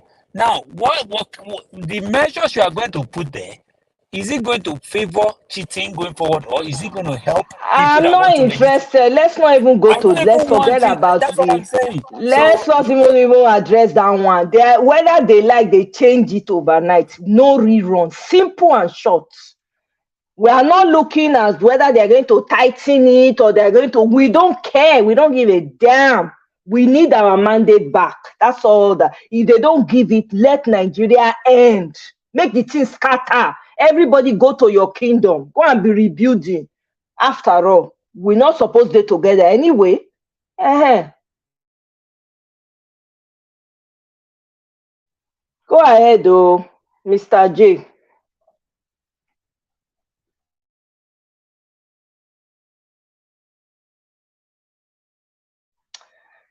Mr. J, we can't hear you. I think we lost your. Did we lose your audio there? Can you hear me? Yes. Can you hear me? Yes. I said all these pastors, all these Atenuje, all these hungry pastors, let them go and help themselves. Okay, we lost you again.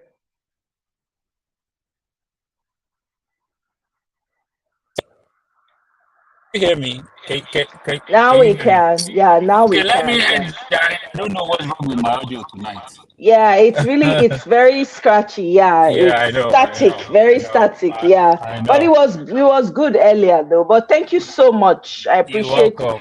I Have a appreciate you good night. coming in for after a Okay. long time. Thank I you. know. Have a good night. Okay, take All care. right, you too. You too. Okay, Thank you. bye. Yeah. All right, guys. This is where we're gonna draw the curtain. BB of life. Oh, BB has blessed me with a super chat. Hey. Eh, eh, eh, eh,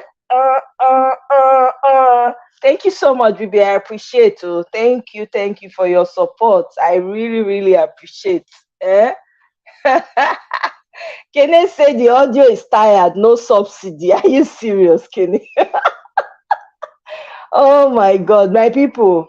I'm telling you, violence space they gave me all the vex went under my belly when I don't feel express. They helped me express that today. So I have to give kudos to violence space for that because I thoroughly enjoyed, especially when Jimmy spoke, and I believe it was MC. If I'm getting his name wrong, I beg, Omon, I know this. I never too familiar with the names like that, but I really, really thoroughly enjoyed it. I couldn't listen the entire time because I had to be with you guys today. I wanted us to talk about this BS of whether there's rerun. No to the rerun, whatever. Their father, they should go and be doing rerun in their parlor. We don't care about the rerun because reruns are not going to bring back the lives that were lost. It's not going to bring back the people that were maimed. It's not going to replace their limbs. It's not going to replace their eye. They lost eye. It's not going to replace it. For people that they locked up for no reason, it's not going to give them back their time. It's not going to give back the people that woke up in the morning that were harassed at their polling units and were not given opportunity to vote. It's not going to give them their time. So why should we bother about a rerun? To hell with the rerun. And I joined the person that prayed on a violence space that said that we reject a rerun. I totally stand on that prayer. We reject it. We are not doing any bloody reruns. Give us our property. It is our own. We don't care how well you handle it. So it is clear, it is obvious that you did not win the election. So your guy at the top that is sitting there, that is wasting our precious time, he did not win the election. That's what you have just told us. Because for you to be throwing around the idea of rerun, that means you know that you lost. You're trying to save face. You cannot save face. We already figured you guys out. If you don't, judiciary, if you like, do the right thing. If you like, don't do the right thing. You have children, you have family, you have extended family. Everybody go collect woto. If una like, make una not save una career. Make una not save una selves from this sham when it don't happen. Koro for broad daylight. If una like, make una not save am. You see this particular one, so this our mandate. We dey collect am. If we not collect am, make the country scatter. That's just it. Simple and short. Anybody wey wan join together form country fit join together. But you see this our country, we dey collect am back. Cannot be una get am. Now we get am. Now we, if to say we know our right, if we not reach like this, now we given a chance to do us anyhow una like. But we don't, all our eye, everybody eye don't open. Everybody is now awake. So in all gas, now want to do the mago. All the money wanna bribe. On top of the first one, even when they put tax on top of the people. People know they fit drive car for road again. They tax them for even using the road where they're not built. They want to sap the life out of people. Meanwhile, they are doubling their salaries. They are getting fatter and fatter.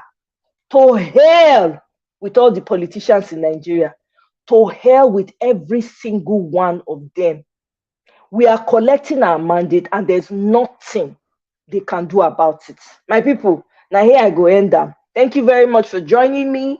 I shall certainly see you guys on my next one. But please, don't forget to like, share my videos, guys, so that we go fit carry the ministry forward. Please share there's a lot of education that needs to go on in Nigeria. There's a lot we need to teach our people. There's still a lot of insurmountable amount of work that we need to do. Zambian saying says to eat an elephant now one slice at a time. So we need to be rebuilding the conscience of the people, we need to awaken people's consciousness, to understand their power as citizens. Please, my people, share my videos. If you have not yet subscribed, what you they wait for? What you they wait for? Even if you're an agbado, subscribe, because you might learn a thing or two. You know what I mean? You might start to understand what it means to stand for the right things and to do things correctly. If your mind is open to changing, it's up to you, But anyway, guys, I don't to talk past as I'm supposed to talk. Kene, yeah, to eat something now one, yes. To eat anything now one slice at a time. Exactly. Even mango when I like, if I want eat mango now you just dey put everything. I go slice am, right? I come dey munch on am small before I eat am. When I don slice everything comot, the bone wey remain na so I go dig into the bone. Whoa, that's how you eat a mango. So my people, it's been real. Kenny, thank you very much. BB, thank you. Mr. J, I appreciate you. Thank you for stopping by. Nelly Grace, Sister Rita, Eunice, Sister Eunice of Life, I appreciate you. Thank you for stopping by. Yeah, so I use knife eat. No, I dey slice am. Kenny, I not say I use am eat. Did I say I use it to eat mango? I say I go first slice the mango. My God, Kenny. Now wow. Hey, I don't understand this kind of village boy. They use knife slice mango. Anyway, for village, they use knife. Man, I talk true. After you wash the mango, you just dig your teeth in, they chop the thing with the skin. But man, how they both eat the skin for America? I don't understand whether they spray them, who know. So how they eat, I first peel the skin. How they eat the skin? I first peel them, then I will slice them. Anyway, guys, it's been real. Make I greet all my people first. Make I see everybody when I feel catch up. Mr. Pius, thank you. Miss Veronica, thank you. Thank you for stopping by. Highly favored. Thank you very much. Can I beat you today? But you're very, don't even take them as anything. You be better person. God go bless you. Mr. Des, my brother, I appreciate. Thank you for stopping by. Thank you all so much. I beg if I miss anybody. OJ Moi, thank you so much. Bolaji Martins, thank you. There can be no rerun. Exactly. Agbado is in panic mode. Absolutely. I agree with you. He's in panic mode. Absolutely. Yep. That's what's happening. So they just want to test it. They're putting it out there to see whether they can throw it, see what they can throw out there and see what people would catch and accept. I think that's part of their whatever, their conspiracy or their propaganda, whatever you want to call it. So yeah, thank you all so much for joining. Mr. Atlantic, thank you. I appreciate you all. I shall see you, or we shall see you. I shall see you on my next one. Bye.